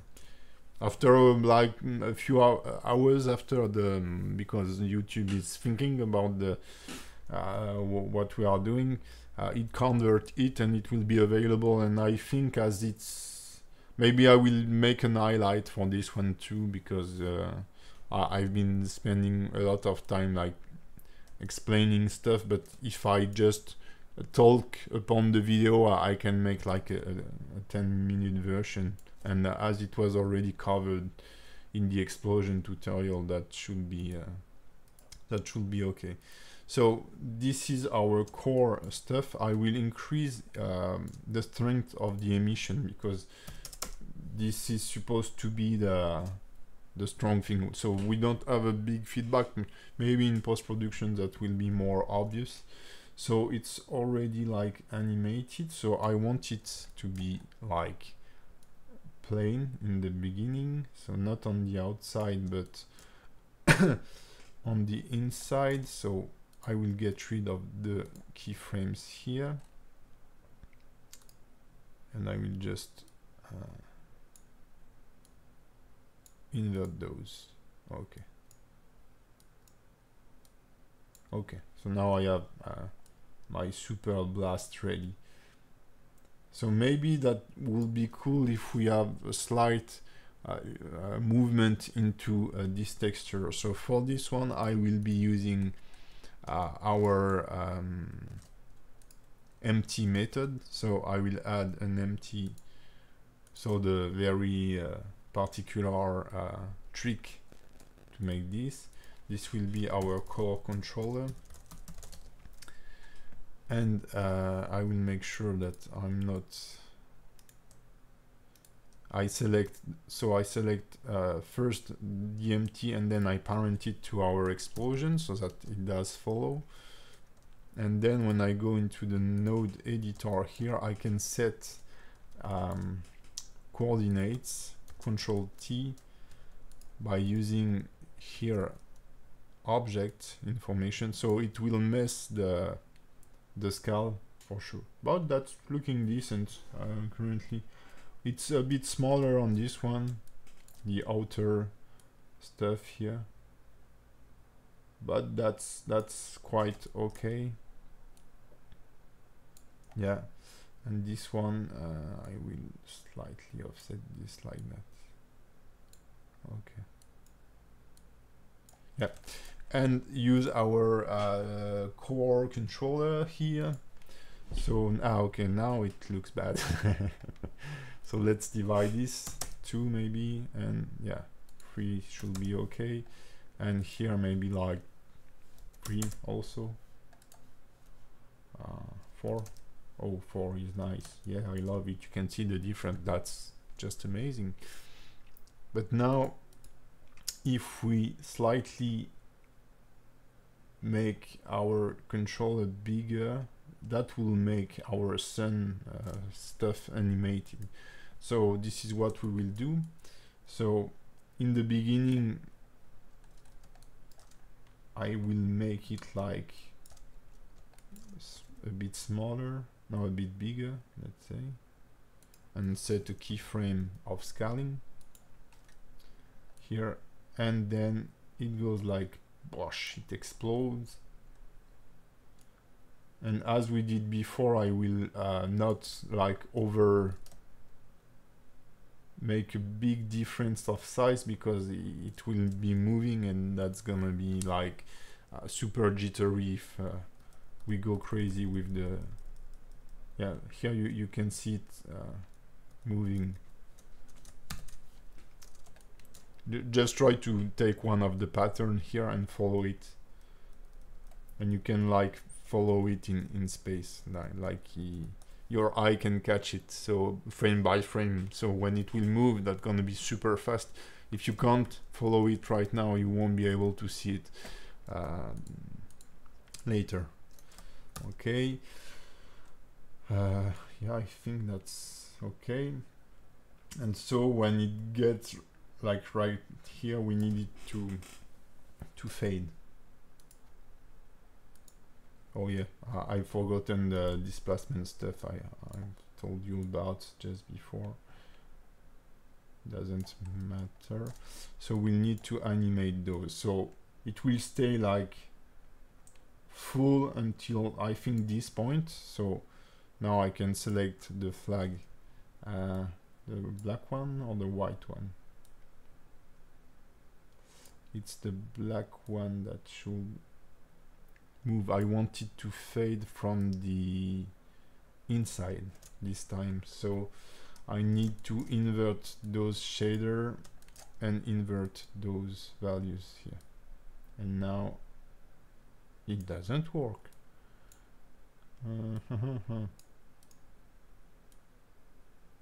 Okay, that's it here.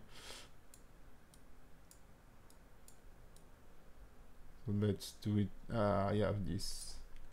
I have a hole here, which could be nice to have a hole. Everybody needs one at a certain point, but I don't want to have one right now. How can I fix this?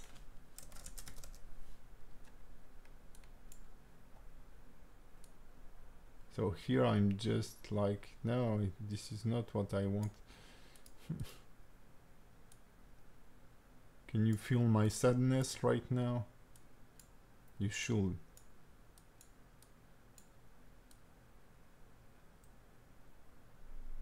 Let's set like 0.0001.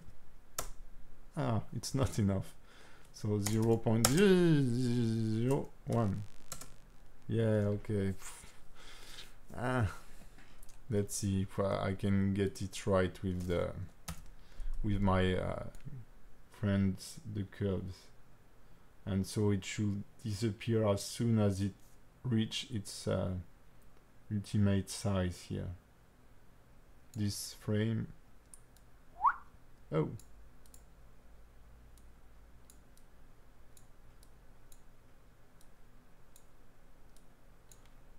Add another layer. Yeah, but I feel lazy about adding another layer weight.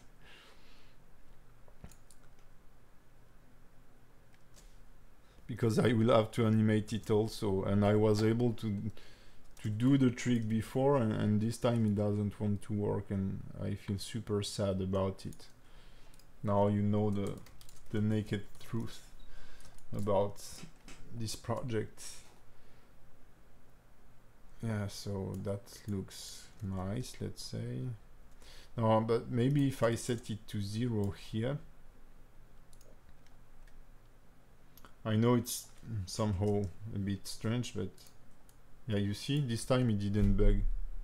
I set the value into the keyframe, and it doesn't swapped the flags. So this was how I got it right before, and I wanted to fade like slower, something like. Yeah, don't forget to make the noise with your mouth when you're walking like this. That's super important again. Okay, let's go to frame 50.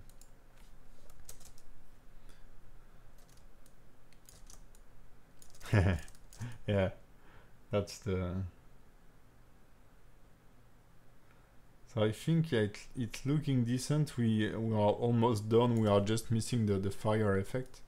But I'd like to launch a little play blast here, as it goes fast. So in the output, I will set it to 0.2, just to create a new file. Yeah, I now know that we are close to 2 hours of streaming, because I'm really need to pee right now. So let's enable every layer. Sorry.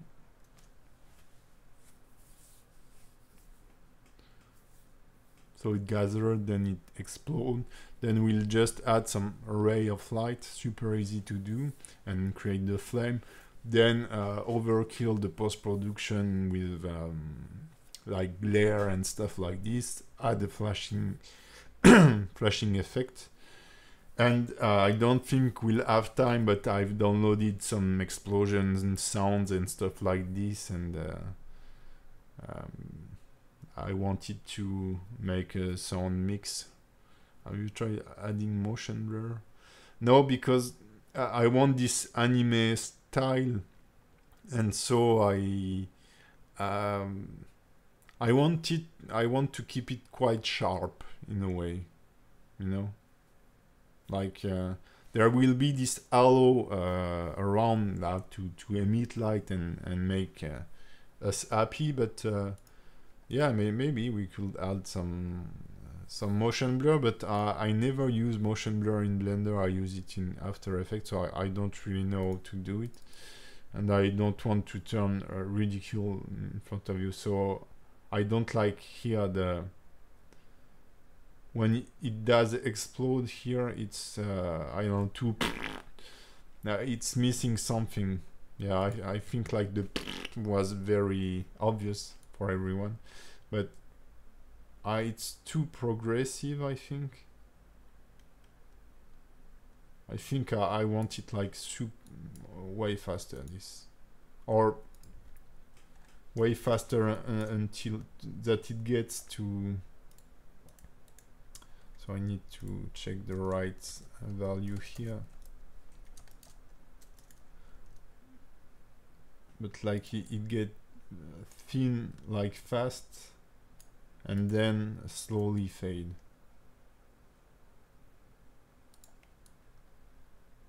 Like yeah, that even looks better just by playing those frame by frame. Okay.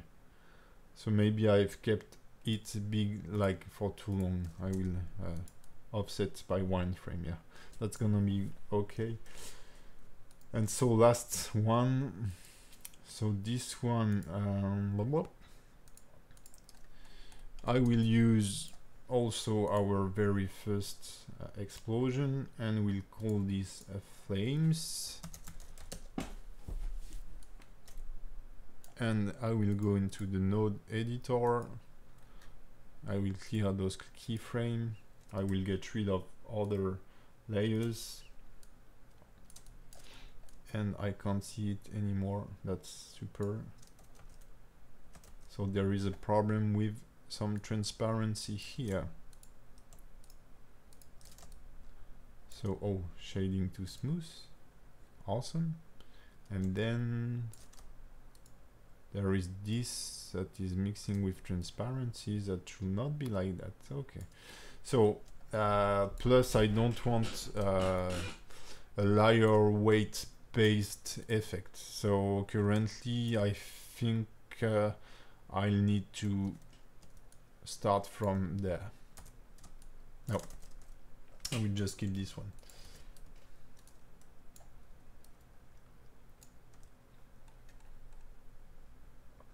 Could you try to render it enabling freestyle? Yeah, but we'll lose a lot of information, I think. So input, I will use texture, noise texture. So I've been using only noise texture, so you can, yeah, you can experiment with other texture for sure. I guess you will. We'll add some information. We'll set it to object here. I want a lot of details to get those stuff like that. I will change the scale maybe. And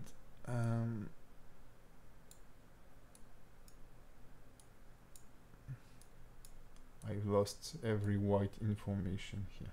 Okay, that's weird, but I'm fine with it. And we'll add a shader, emission shader. Emission, and I do know I will need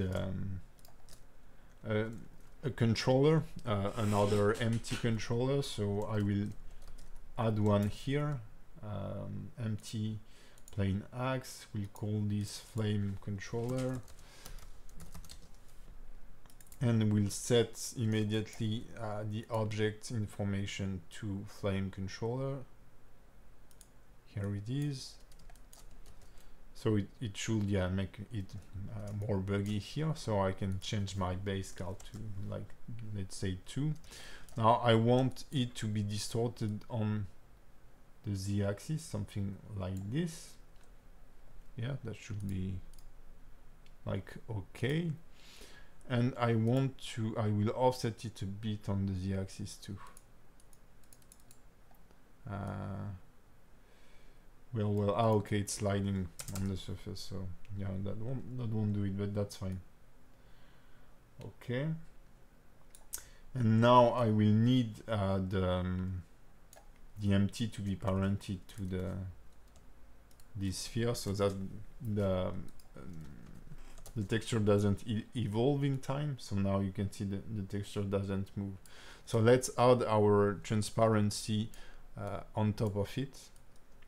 So I will be using a gradient texture gradient, and we'll use a mapping node with generated coordinates. It's somehow how we did with the very first one. Okay, so I need to rotate those by 90 degrees, and this one by, I don't remember, maybe 45 or 92. Yep. And then let's switch to quadratic here. Let's add the converter color ramp just to see what we are doing. Set to constant. I will move this flag, and I don't get that much results. I will just check how the value I've inputted in the first one, so that I'm not searching for those information that long. 90, 90, 90. Okay, we are good. 90, 90, 90, and I can offset its Z location maybe a bit. Oh, I can't see anything. Why is it so? Okay, here it is.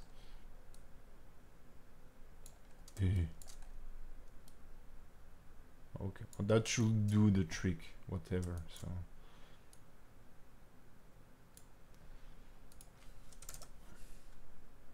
that's weird.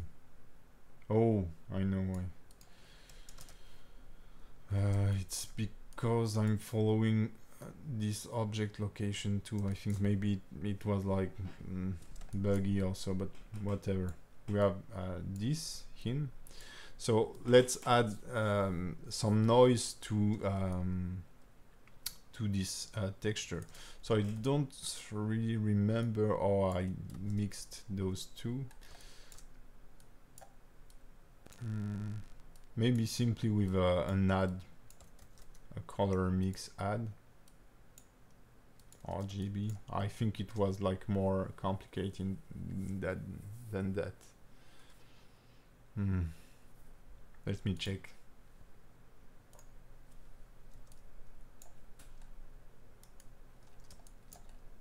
Yeah, okay, I used a curve modifier driven by a noise texture. Yeah, that makes sense. Ah, yeah, exactly as we did before. Oh, I'm sorry. So here, let's duplicate this noise texture because we want it to move with our object controller. Input it here. Now I can set just before a vector curves, and as I will move the Z, you can see I'm changing the color. So even if I can't see it clearly here, I will try to catch back my gradient here. Okay, here it is. And now as I move this, I get different results. So if I use a noise texture as a factor to move those values, I get this distorted stuff. but I'd like it to be more distorted. So maybe I can change the scale on the z-axis here.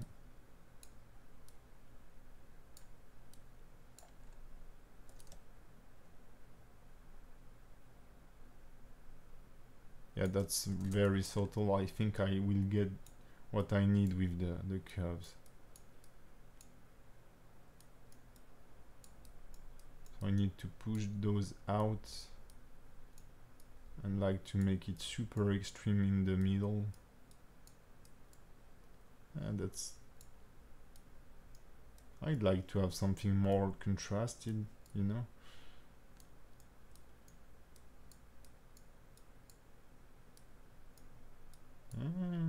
Looks better right now. Can I change the...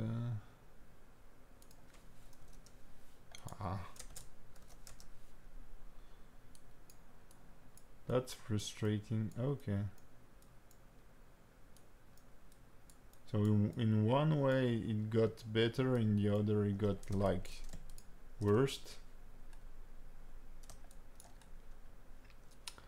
What if I change the way it's projected, like we generated? I think it will still follow the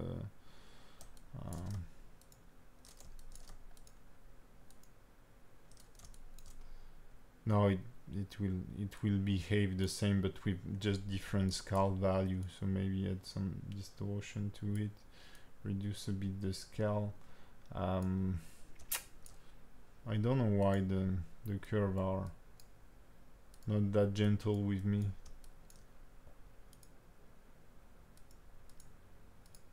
Okay, now I have what I want. Now maybe I can, yeah, okay. I'm finally able to get a better distortion. So if I move it like backward and increase this, I get, yeah, finally get those nasty distortions. Yeah, that's super cool, exactly what I wanted. So now what you can see here is the happiness on my face. It's obvious. So we have a nice like effect, let's say. So if I output this, then use it like on the transparent shader, transparent shader. And so if I control right click, yeah, no, it doesn't work. Someone showed me that you can output a mix shader like that, which is super nice. So for the time being we'll be using it this way, and this is nice, but you can see the transparency here, and I want to get rid of it, or at least dial it. So I will duplicate this, and you know what I will be using here, an input geometry back facing.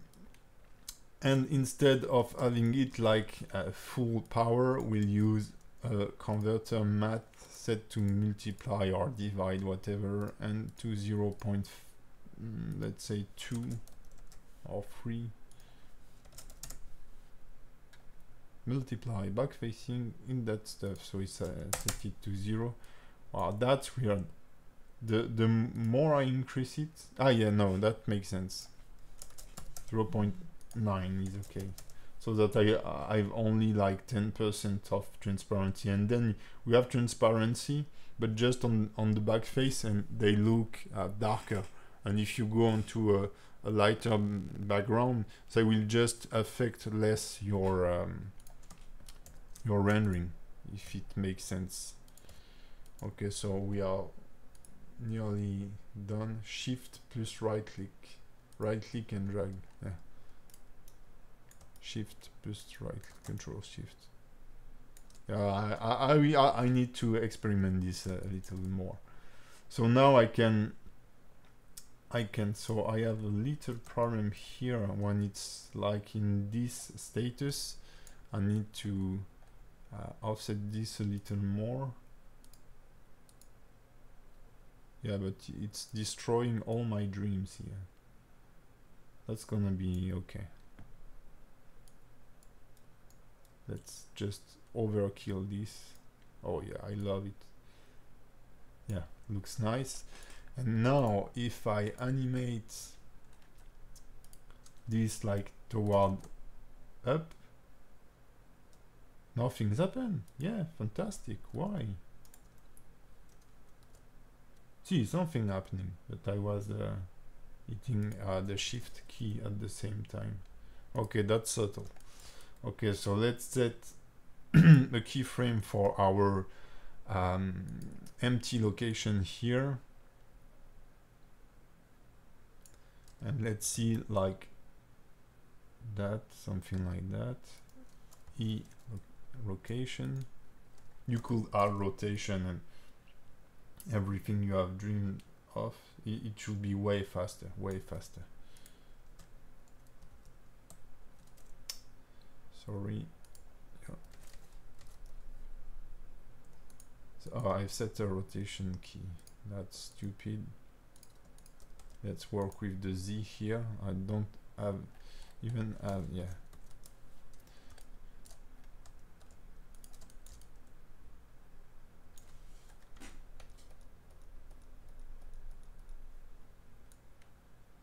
Can't see any difference here.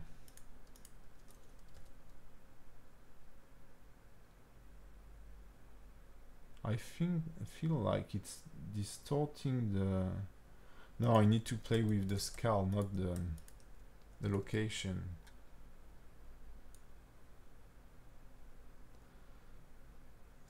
That's why it got... Because if I scale it on the Z-axis now, the texture is moving, but I feel like it's changing the... No, that's fine. I'm just like I don't know what I'm doing. That's it. It happens. Even to me. That's incredible. So let's do this like that. Now I want the fire to raise. So let's move up. I would have thought I had to move down, but it seems to work this way. So. And so we have this. I will have to use the play blast to make this readable, I think.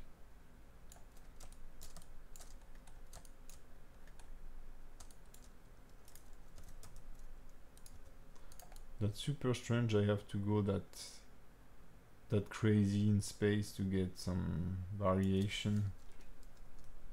Yeah, that it doesn't make sense.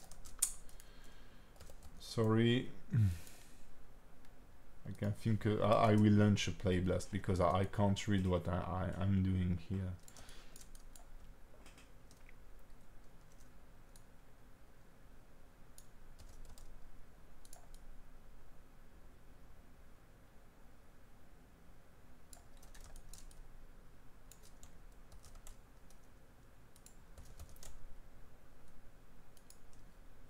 Why do I have those crazy values here?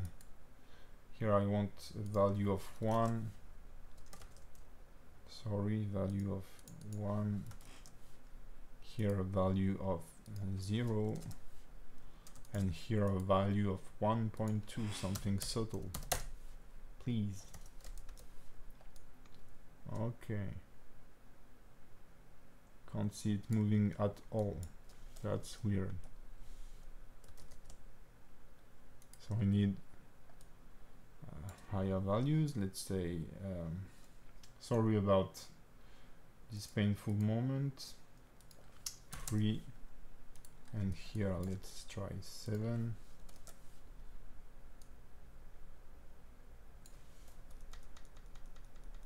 Yeah, it's moving. It's moving. Let's see how it looks like. I will move this one a bit up and offset everything a bit. Let's see how it looks later on. I will just create the fading effect, and then we'll work with what we have. So this will be the last thing. And now I will drive another noise texture based on those ones, I think. Let me check. Yep. Also, I'm not super fan. I think I've overkilled a bit the distortion here, but that's fine. If I just move those flags, yeah, that should kill the transparency. So which one do I need to move? This one, the white one. So we'll set it like to 0.06 and set a keyframe here. And then like keeping it like it is like here, 0.05, something very, yeah, that's even too much. 58 I, and then when it explodes, yeah, I'm kind of losing my information here. Like here it has to disappear, so let's find the threshold here, high. So let's select this, let's select, if we can find it, its keyframe, shader node, this one, we select it, Shift H, okay, here it is. So it's like live here and fades, yeah, and I don't have the movement I wanted before, but let's try to, I think I know why it doesn't look the way I want, because it's not behaving the way I want. But I will increase its strength. No, that's fine. Okay, let's launch Play Blast. You should try using the sip and deform and make this a tornado. Yeah, why not? That could be, yeah, that could be interesting, having this spiraling effect. No, but the problem here is that it's on the previous version of it.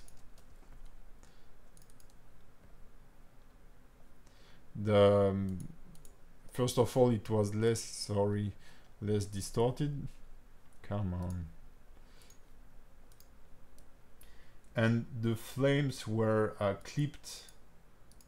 clipping with the ground at the beginning. So you have this impression of it comes from the ground.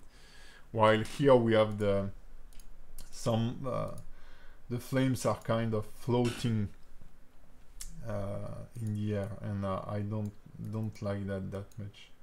But yeah, that should be okay with the, you know, the post-production and flashing effects and stuff like this.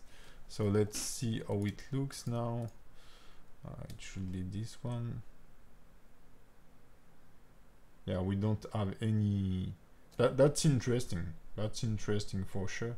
But we don't have any movement regarding the texture here.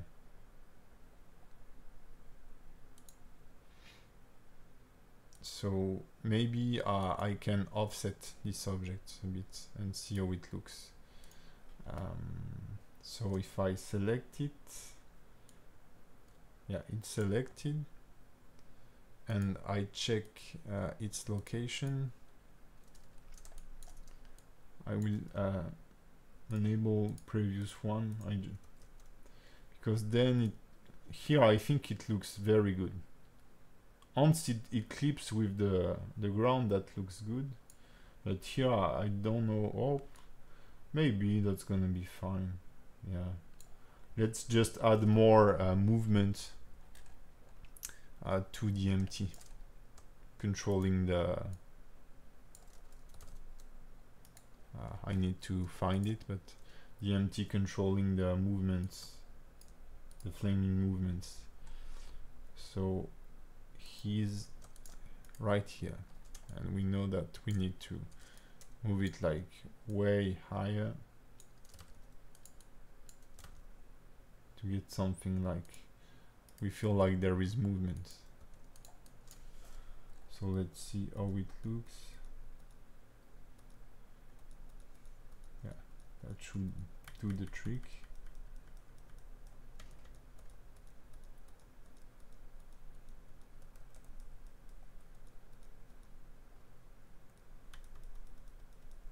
So this is currently how they do FX in game, more or less, is that they are animating the UVs of a sequence of pictures onto a plane, and this is how I think Unity reads the this kind of stuff. So let's launch a playblast with all the element. I'm not super happy about the result here, but I think that should be decent, and then we can move on. And what we'll do is that you will make stuff like way more awesome than I do, and then you will post them and say, yeah, we have done this.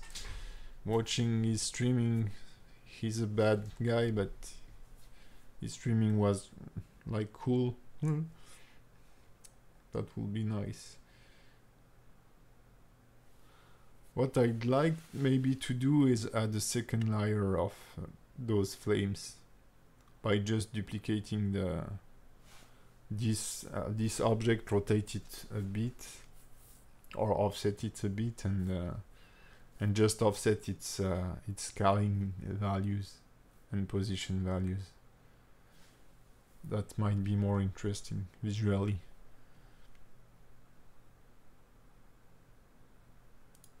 Okay.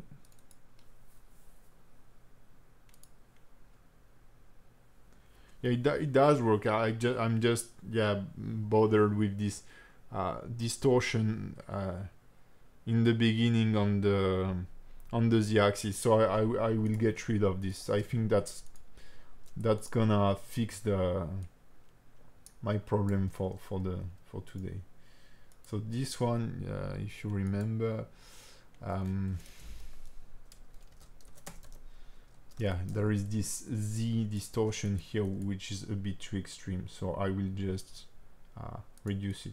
I will keep it a bit, but not as big as I did before. Okay. And what I'd like to do is to currently duplicate it and see how it looks.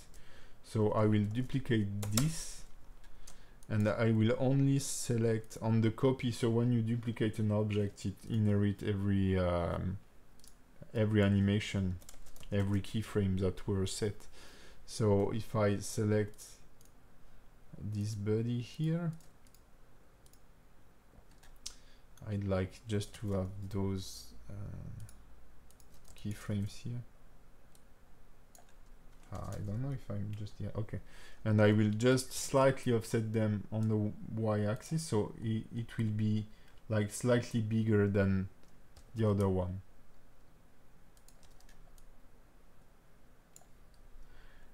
But I should have like a way bigger when it get to the final point, so I will get in the Z view here. Here it should be like way bigger than the other. Does it make sense what I'm doing? You can create 3D mesh particles effect in Game Engine 2. Yeah, absolutely. But oftenly they use the particles and they use planes on those driven by those particle system. And on those planes they put like small explosion animation and stuff like that, done by hand most of the time, or generated with After Effects also. And yeah, I think it looks nice. So what I will do is that I will slightly offset its initial position, I think. No, okay, I want to do this.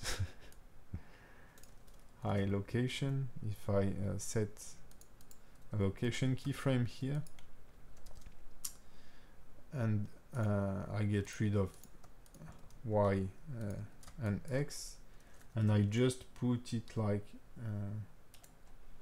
GY in the ground like this, and I make it like bigger. So where are my scale information here?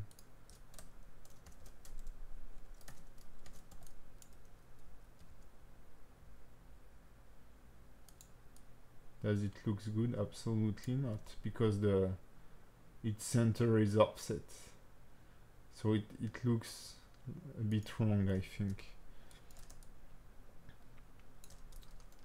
Let's check its position.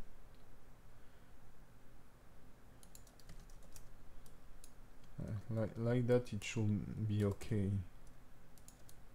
Like it adds some more informations. You see some a secondary layer of information to our explosion. Okay, so that's gonna be heat. So what I will do is that I will just move a bit my camera so that I don't lose that much information while rendering. I don't want it to get out of the frame, so I will slightly rotate it and move it down. Okay, sorry, it was a bit long here. And we can see the clipping because of this nasty boy here. But now it should looks good. So the only thing we are missing are the ray of lights that are like popping before it explodes. So I've done them into After Effects. That was like super easy.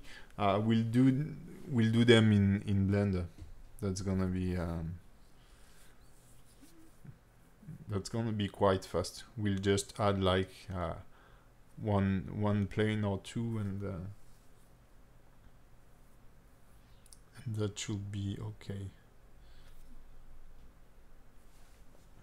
And then we'll render it. We'll make like the shortest post-production ever, and that's gonna be it. The post-production will add a lot. The simple fact that we get flashing effects will make sense.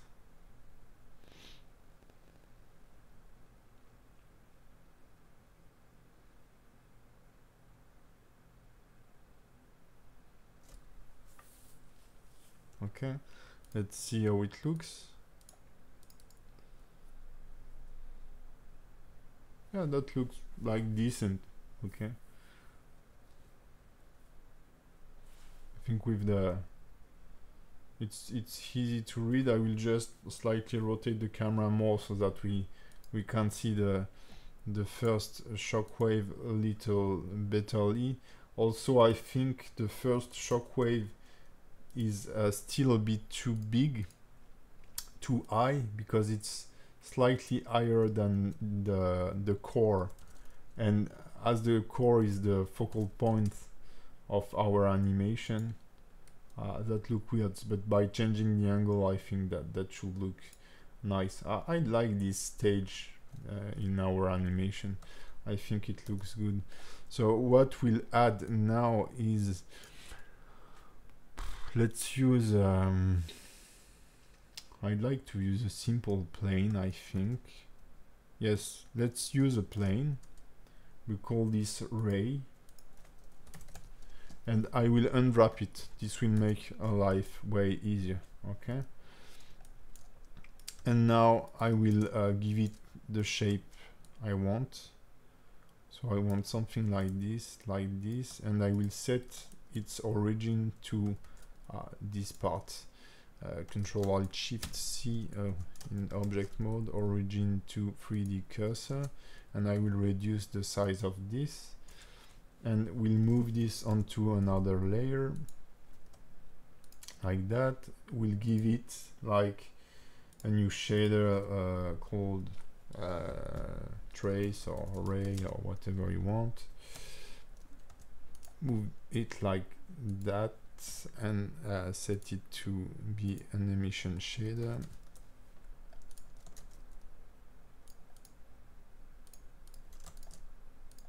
5. Okay, we can see it here. So the idea is just to place its center onto our sphere, cursor to selected, selection to cursor, okay, something like this. And then we'll just like slightly rotate it to make the animation effect. So I will rotate it by 90 degrees and apply the rotation. Okay, now I will scale it, and for me it's a bit too big. Okay, something like that. And I want the here we could go for a triangle, but I don't want to lose the unwrapped informations, because I will add to it a gradient texture to make its border smooth, because if the array, I think if we go for solid color, it might look a bit strange. While if since I have unwrapped it, I can use here a texture, a gradient texture.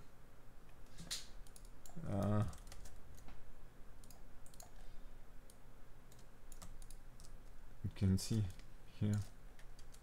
And I think that if I offset it by 0.5 or so, that should do the trick on the x-axis, I guess. No, it's always like super strange, the coordinates in space. Yeah, nothing happens. Fantastic. So I'm using the UVs, location. Nothing happens. Something happened. Okay, but I'd like it to blend on both sides. Yeah, using the color ramp, it won't work, I think. Oh, what I need to do is to, yeah, that was so simple that I was looking for complicated stuff while it wasn't necessary. So let's switch here to white, and I will just add 2 black flags in the middle to input. So if I zoom in here, you can see that we have both sides, even if it's not super even here, that are slowly fading. So I will be able to add a transparent shader just to have that's the only point where I don't want to have things that are too sharp, because it may look not that good. So shader, mix shader here, color blah blah blah as a factor, and a shader, transparent shader, sorry, and we'll add if I can grab my color somewhere, like this one, thank you, and put it here, like get rid of this intermediate color and this one, and use this to drive that. Yeah, I want to invert those just to add a bit of color to our beam, let's say, something like that. Put this into the emission color. Okay, I think it's nice and simple. And now we'll just add those to the animation. So currently they will just like rotate a bit. It's like I appear, I rotate a bit, and I disappear. And I've messed up, yeah, with those flags. So the idea here is to make them appearing one by one. So I will just duplicate this and rotate it like that. Duplicate another one, rotate it like that, and another one. It's important also to give them some depth, let's say, and scale it and rotate it on the z-axis to get this sense of perspective. So I'm just shaping them based on what I get into the camera. So I want this one maybe to go backward, duplicate this one again. Like I want everything to shine. Yeah.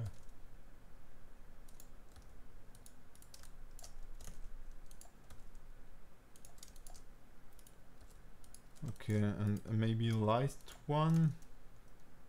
Yeah, this one will be important.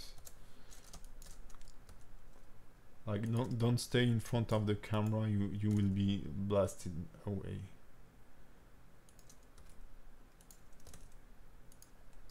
Yeah. Okay. Let's say this composition is just pure awesomeness, which is, and let's add some animation to it. So there will be a moment where we can see the 5 of them, and this will be here. So this will be the time where their scale will be to be written. And then what I will do is that I will just like offset their scaling one by one. So I will I can't see my keyframes here. Let's switch to dope sheet and switch to selected only, so they are here. Now I will set a keyframe where I scale them to 0, like that, so they just appear from one frame to the other. Okay, now I can offset those, like I need to remember, so it should start like here, and offset those like I don't care. You see, bam, bam, bam, bam. Important also to make a nice keyboard sound with your mouth when doing this. So maybe I should offset a bit some of them, like adding some space between the frames, because it's too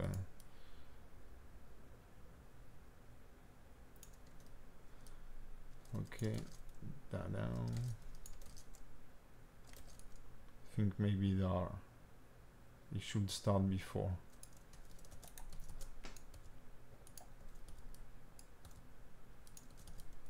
I need more space like that. Okay.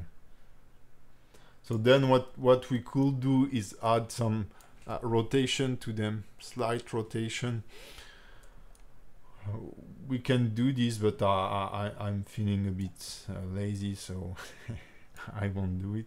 And so we want them to disappear like on this frame. So I will add another scaling, and the next one will be scale to 0 and add the scaling.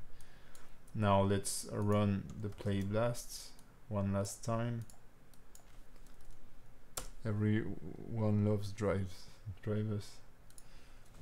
Yeah, everyone loves drivers. Am I wrong?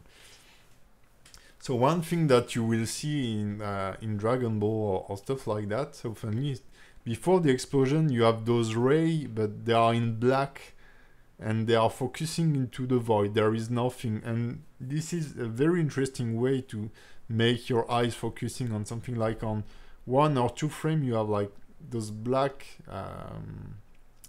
how to say, black strokes on the screen, like, and it really works quite well, I think. So I think it will be decent, honestly. Like, it won't be like yesterday before I was asleep I was dreaming about this. Yeah, that's when you start to think you're crazy. Oh, yeah, that decent. So it looks bad currently, but we'll make some higher resolution render and a bit of post-production with 2 flash, and that's gonna look good, I think. So what I will do is that I will make a first path of post-production directly in Blender, and I will just add the flashing effect in After Effects.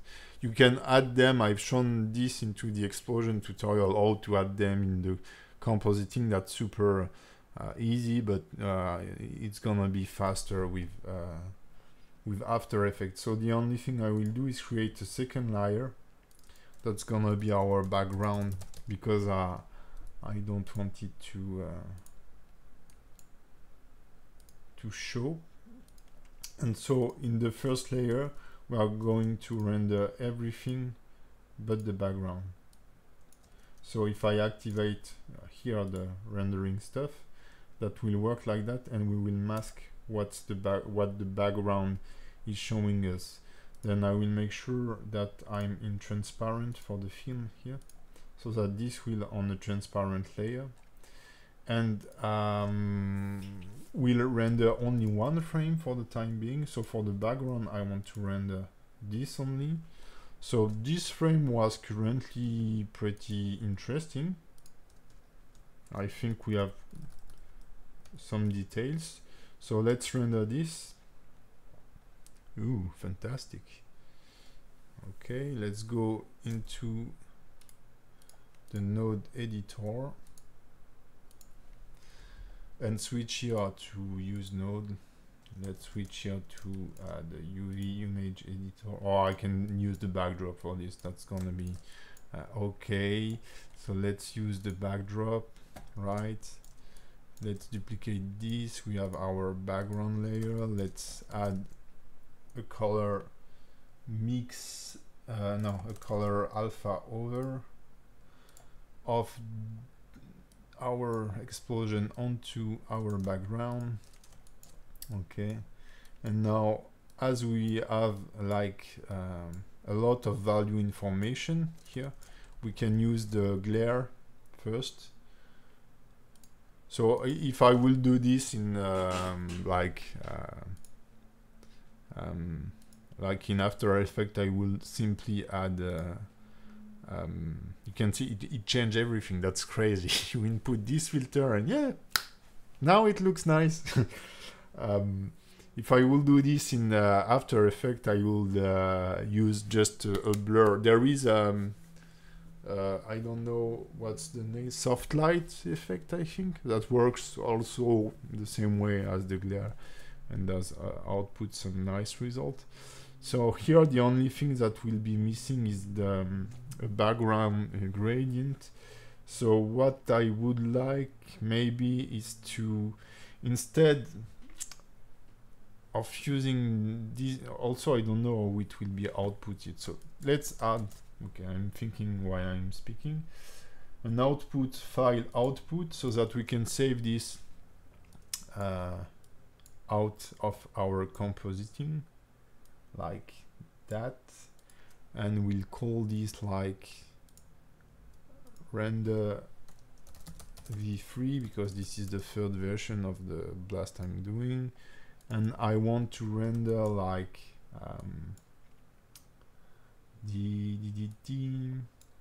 in PNG using RGBA PNG here. I want to render the explosion, I want to render the glare effects, and I want my background, even if it's a still image, and we'll do the post-production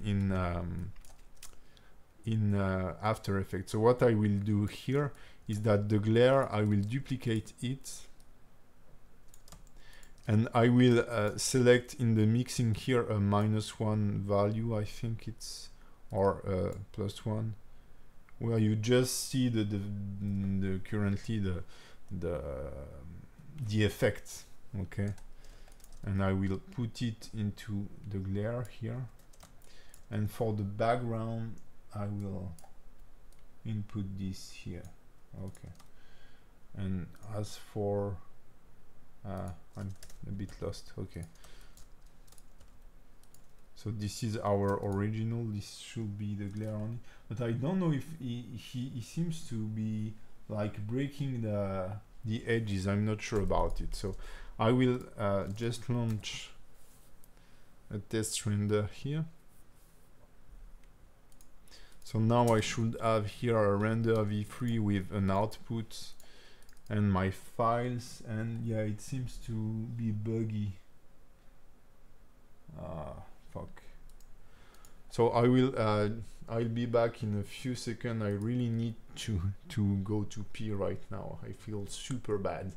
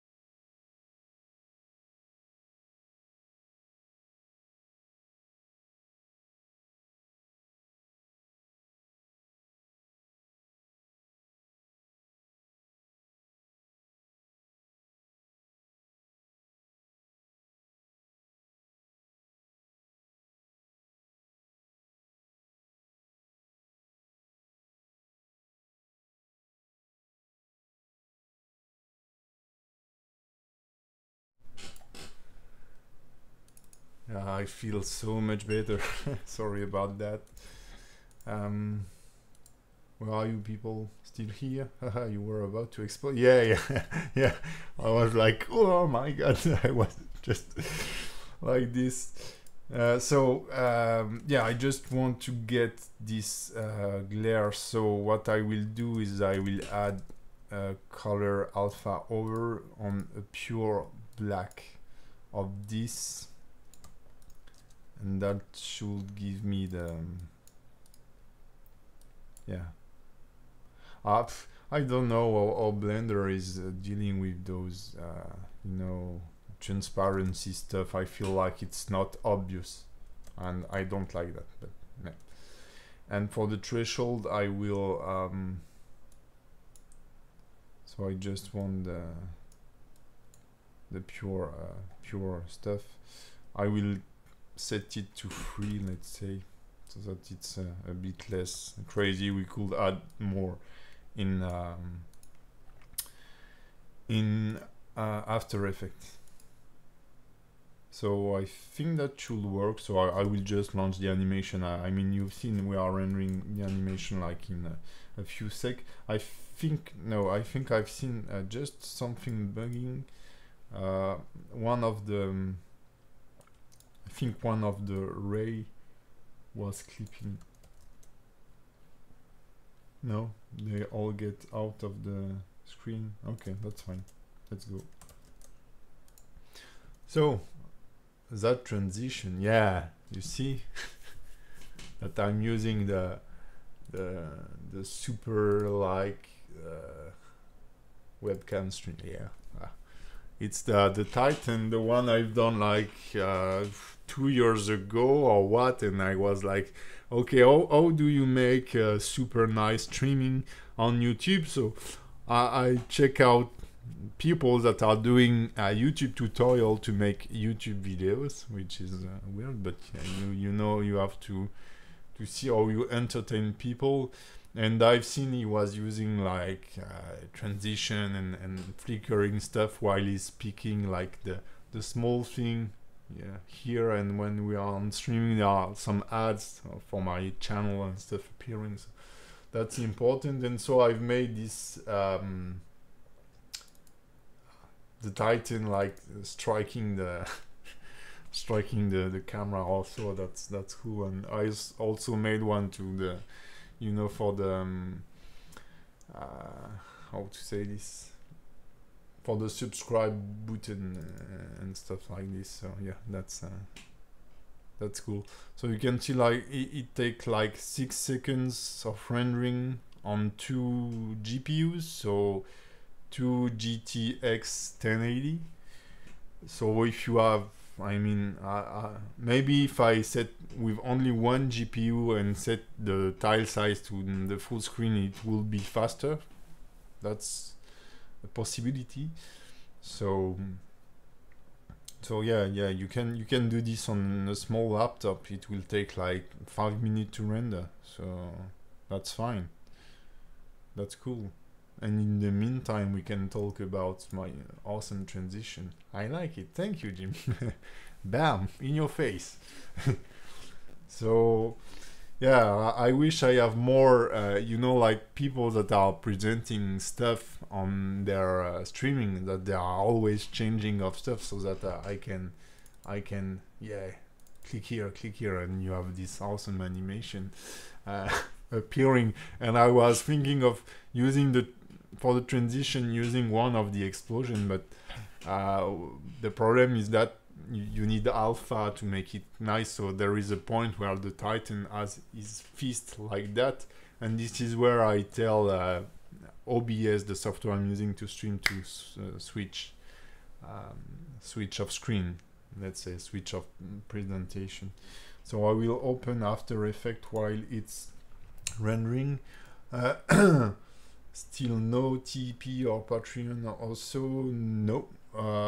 Because I feel like when you're going on Patreon, you have to, yeah, if you see Jan Sculpt, for example, this guy in 1 year has built 20,000 people, 20,000 followers, but he does YouTube content all day long, which I can't really. And I feel like I don't want to owe something to people, or to say, okay, support me and I will do stuff, but if I don't have time, I won't.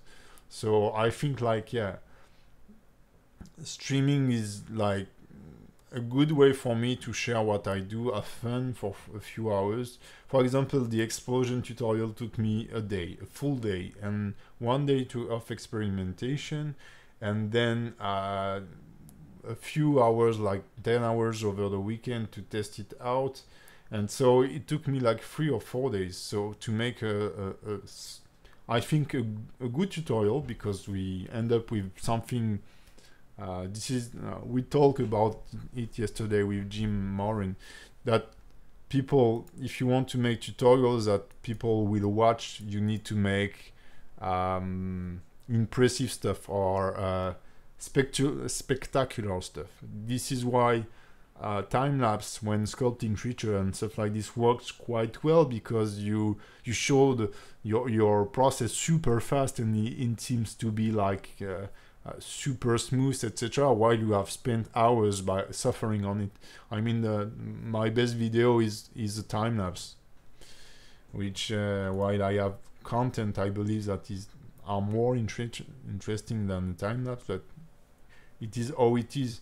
And also showing people high-end output with as less effort as possible, because many people following tutorials are lazy and they want like a good result super fast. So doing this streaming, for example, I knew that it would work because you get a nice result, and there is only 1 or 2 tips to get, and then you can play around with it and create your own stuff. So that's super interesting. But if from the beginning of the question was why not Patreon, because I won't be doing this every day. It's so time consuming, and I live better working as a freelancer. And also I don't want to be, at least for the time being, a 100% content creator, because I feel like working for customers make me more productive and make me think more about production pipeline and being efficient, so that I can share it then even in my tutorial or while I'm doing tutoring one-on-one classes and stuff like this. And also because, yeah, for the time being, if you want a balance, my income for the things, the tutorial I sold, etc., might be 5 to maybe 10% of my global income. So I can't switch to doing this full time right now for sure. So I will, in After Effects it will be very easy, even if it's not an After Effects tutorial, but I will download my files. So I go to render, so it's the V3, like the background, the glare, and the explosion, and that's it. And then it works kind of like Photoshop but with animation. So by default it has set the time, the frame FPS at 30, which I don't want. So Control Alt G 24, and I have to repeat this for everything. But that's gonna be okay, so that our composition should be a little longer. So let's set 2 seconds. I'm not sure about that. It depends on the people. Don't be sorry not to be your slave. Exactly, but the counter argument is that most people do not like watching the real but the slow process. Yeah, Jim, we talked about it yesterday. I don't know if people here know about you, but you're kind of a perfectionist, as you told me. So you want in-depth stuff, and you want to know all the how and all the why. While a lot of people, and I think it's very human, most of the people, it's like in music, etc. You want to be able to play on the guitar a Nirvana song in 10 minutes. You don't want to make exercises like those, like knowing all the music stuff, etc. But if you want to be a pro musician, you need to know all those stuff. But most of the people, they are hobbyists on Blender. There are not that many people that are currently professional. There are many people that tend to be professional, but they may not put as much effort as when you are working on such a software to make money for your living. So they want to have fun with Blender. I think this is one of the, it's not a downside of being free, it's just like as it is free, people, when you put, I think, 2,000 euros into software, it's because you really want to learn it, while when it's free, that's why I think part of the communities is like playing with Blender. You just want to have fun. You download Blender just to have fun. Okay, so let's add a gradient to the background. So I will add a solid layer, go to effect, generate. So it's in French, I try to translate, and there is a gradient stuff like that. That's perfect. That's exactly what I want. Set to multiply. Then I will move this point here to the top and the white spot here like that, just to have a better sense of depth. That's it. And now we'll add, I don't know what you think about the explosion. I believe the end here is a bit like too fast. Those should fade like later on. So what I will do is that I will do the post-production and relaunch a render afterwards. Like it should, those flames should fade later on, I think. It's a bit sad that they are so beautiful and they are just disappearing so rapidly. Okay, oops. and I will just add another solid layer, go into effects and add another gradient. And if the content shows I let you discuss, I will get back to reading what you are saying once I've done the post-production and we launch another render. I will just set a gradient here, set it to a greenish white, and here to a greenish color. I will swap it, set it to add, and the idea here is that we will play with its transparency. So you can play push T, it will open the transparency stuff, set a keyframe and set the keyframe to 0 just before so that I can see what I'm doing. Okay, so I want it to flash right here. Oh, perfect. But I want something subtle on the first bang, let's say 80, and then you need like 3 or 4 frames to fade. If you just make a tuck like that without the fading effect, it won't look good. So yeah, here 0, please, thank you, have a good day. Okay, so we have the, and here 0. So we have the gathering, pop, and I haven't even seen it. Okay. Okay, all keyframes selected equal bad stuff. Whoosh. Okay, you see it's very subtle, but that's enough. And then add another one right here. Ooh, that's super sexy. Yeah. Oh, that's fun. Now, what do you think about it? That's kind of cool. Yeah, I'm really, yeah, those are fading way too fast. I need to so I will save this explosion v3. So you could achieve this in Blender like in one step, but yeah, you know, playing as you need to re-render to get an output and stuff, that's just boring. And I'm using always using like After Effects, so yeah, I like After Effects a lot, even if I'm not like I wish I was like a super killer like Andrew Kramer here doing like pure awesomeness in front of you, but I'm not Andrew Kramer. At least I make decent stuff, so that's fine, and we are all enjoying discussing about it, so that's the most important thing. I think. Shift H, please, just show me this.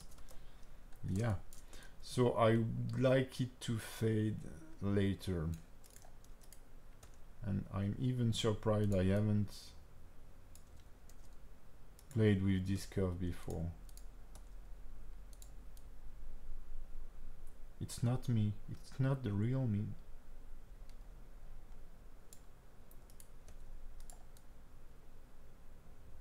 I think we can maybe offset it, even if the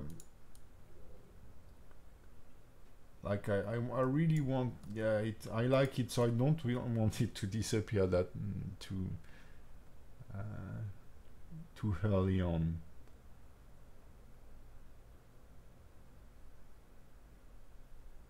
Yeah, that I don't know what to think if it will look. It's already out on this keyframe, so if I find the threshold, I will be able to get a smoother transition. Okay, and I will offset it again.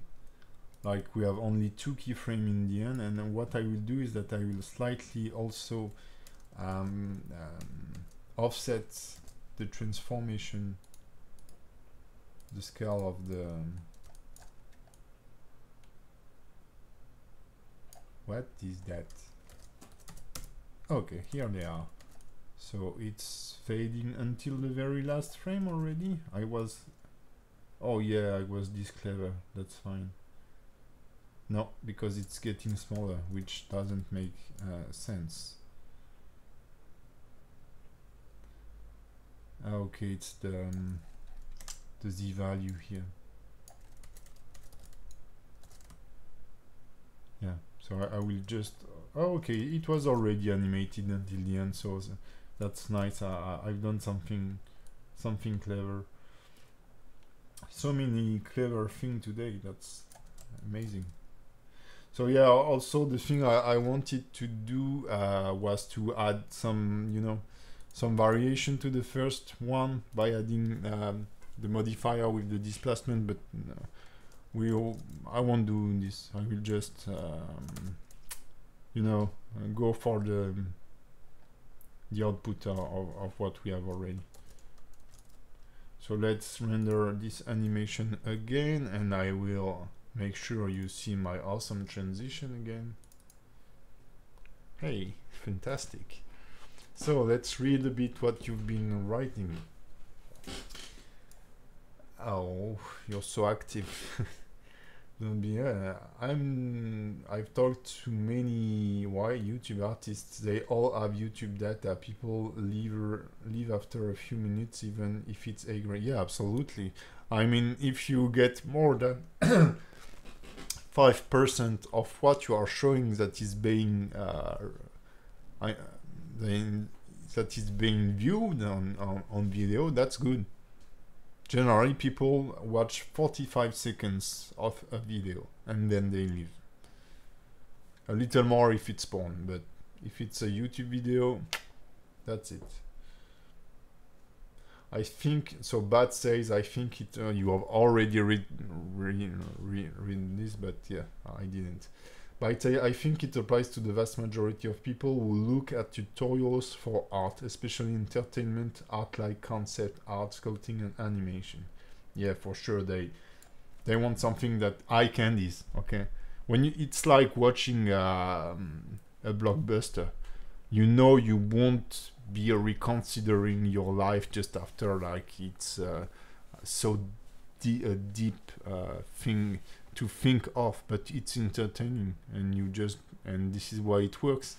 You go there to entertain, and if you can learn a little thing, then that's fine. But Jan, Andrew, Price, Isaac, etc. have made their videos shorter, or in part, if you have noticed. Yeah, so I've done this also when I was producing the Dragon Knight course. My previous courses, there were videos of 1 hour, and it's not handy then if you want to find a specific information. While if you cut the video in part, it's easier to find, okay, we were talking about this specific brush, like for Zacharias, for example, his latest sculpt tutorial course, which is, if you want to begin sculpting, just buy it. That's very well done. He explained each brush in different videos. So if you want to know about the scrap brush, you don't need to navigate into the video. Just open the scrap brush video. And then regarding editing, if you know me for a long time, I've been following my videos for a long time, I've put so much energy these last years to make good editing on my tutorials, to remove every mouth noise and stuff like this, and be to the point. And because people get bored if you're not entertaining them. That's why it's a bit risky to make streaming. And this one, I feel like most of the time I'm speaking and I'm showing new stuff, but the few times where I was locked into creating or debugging a texture, I feel so bad. I'm saying, okay, people will get bored and they will leave, and they will, that's. So yeah, you need to make short and intensive content with a lot of density.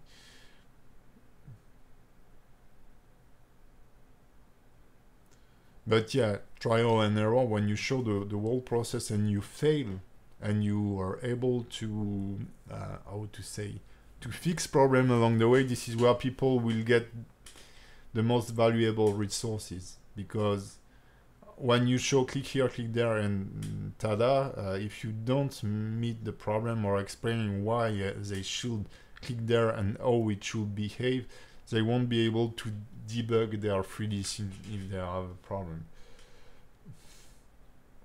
For example, in rigging, it's hard to make short videos.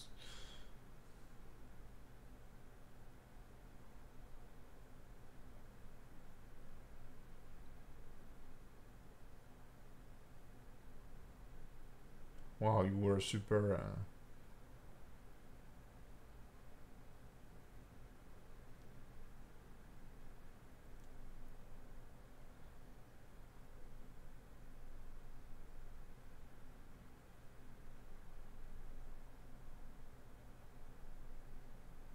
So now I think there is a big gap in the Blender tutorial world for quality animation. There is no quality animation tutorial. The only valuable ones are from CG Master, and I've booked the animation primer, I think it's called. I won't talk that much about it. I was a bit disappointed, so I don't know what to think about this, but this is not for me, this is not a training course, even if you will learn a lot of things for sure. Then there were the animation fundamentals from Bjorn Leonard that is super interesting. And lately on TG Cookie, I don't know its name, but I think someone will pop it out in the discussion. I don't remember his name, but yeah, he's doing a really good job, but making nice animation content is pretty long, and we talked about it, and he was a bit complaining about that, is that it takes so much time to make this kind of content. So whatever, let's get back to what we were doing. And bow, okay, that's fine. So I will just reload this, so it's like that.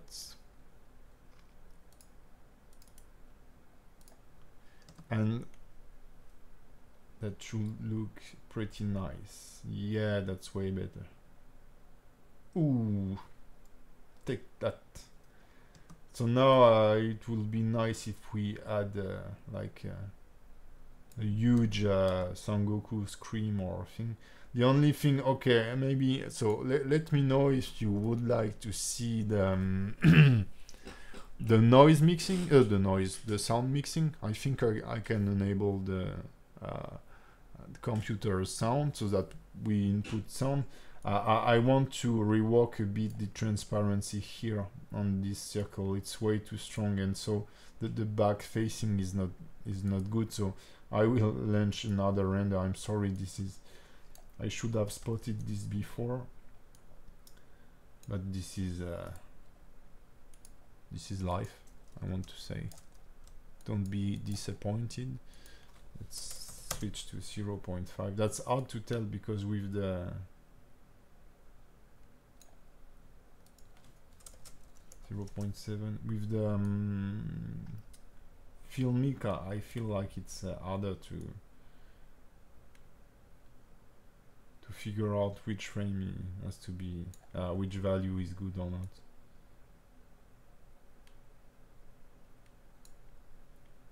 Okay, let's try 0.7. I will keep it this way. Wayne Dixon, yes, absolutely. So Wayne Dixon, I think his content regarding animation is the best you can find concerning animation tutorials. And there was the Pierrick course from Ken Trammell on the CG Cookie, which for me was the best course I've ever done. It was very long, very hard, but it's one of those courses I've done entirely. I mean everything, and there is everything from modeling to rigging and pretty advanced rigging and animation. And CG Cookie now tend to make only how to say, only beginner content, which I feel a bit sad about it, but that's, I mean, they are also here to make money. But I think if you have to start somewhere, or even if you are pretty advanced and you have the money, get a citizen pass to CG Cookie, because they have the best, for sure, the best tutorial editing in the world. Not because it's funnier than Alexandrov, or more you know, appealing, or faster, or that Andrew Pricey doesn't deal with more interesting stuff, is that they are explaining everything they are doing with references, and they explain the behavior of everything and how should things works. And for me, they are teaching you how to learn stuff, and this is the most valuable thing to do.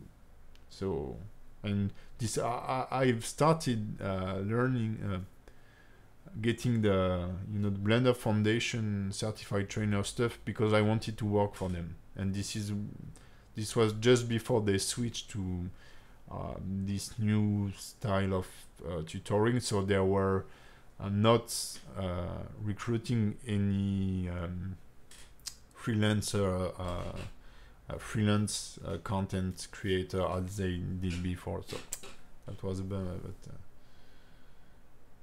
so let me check. I really appreciate the way you put thank you, but thank you. I like looking at animations that are not Blender based. Why? Because the principles are the same. Yeah, exactly. I mean, since I've put a finger into animation, I rewatched the very old Disney movie like Bambi and stuff like this, and I was like super amazed. When you start animating stuff, you want to know the basic, and it's Disney. And when you read about the history and see the very first one, that's just amazing.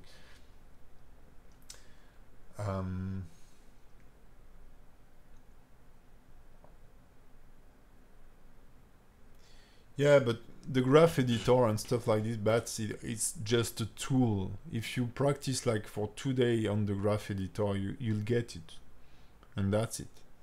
And also, yeah, all the technical stuff to be productive, to pose correctly your character, to deal correctly with the, how to say, with the rigging. Yeah, that's important. You can't learn this for sure in like that. But yeah, I think this is I can't see the difference here. That's weird with my background. While I have changed the values. No, but you're just seeing my face. Because let's reload this and reload that. Okay, now I see the difference. Okay, that's fine. That's gonna be fine. Yeah, I have depth here, so I will just wait it to finish. So if you want, we are way out of time now, because it's more than 3 hours. That's crazy. But if you want, I don't know, I wish I could do the sound editing, but I think that's gonna be just, you know, labeling stuff, and you get, as Blender user, you get the result, so that won't be like super important. I will just wait it to be fully rendered so that I can output it, and we can see the result in a better way.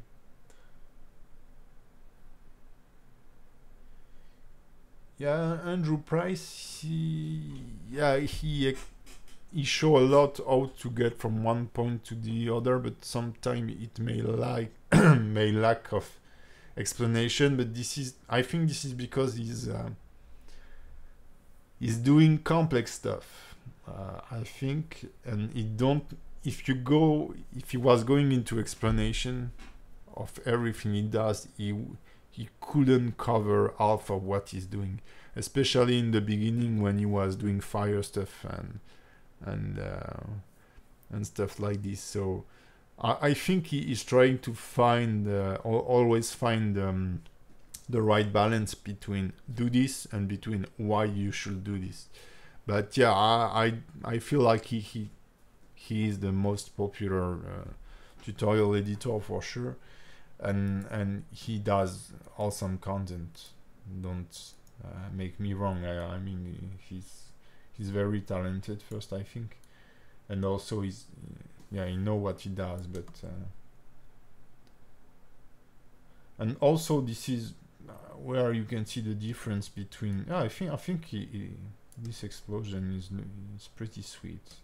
So let's export it. File export. Media encoder. Thanks for this stream. Yeah, you're welcome.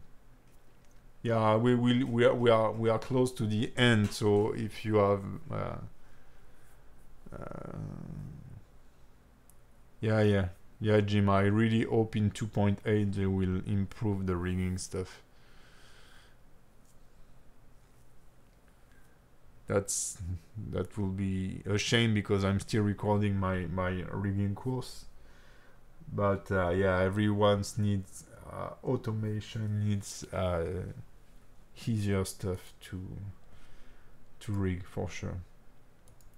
So let's render this explosion in the background,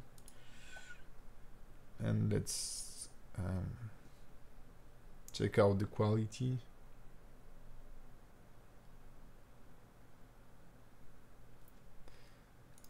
So yeah, I feel like I'm slowly getting boring because we are close to the end, and this will be our Shockwave V3. Let's go. So I will try to make the noise with my mouth. So let's see how it looks now.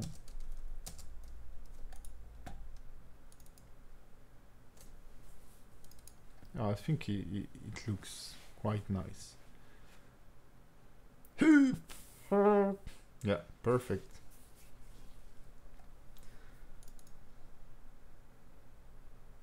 Alright guys, so I think this is gonna be it for this streaming. I will switch to the just one time to this one, just for Jim, it's for you, the nice transition. So yeah, that's true. Donuts are very famous on Blender. So people, okay, I need to end this now. That's really hard to leave you, to be honest. But let's continue on. Just open something or message me on Twitter. I'll be happy to answer any questions or open a conversation on Twitter, and let's get stuck to it. So that's time for the hand screen. So people, thank you all for watching this, and I hope you've learned something, and I'll see you next time. Bye. Explode.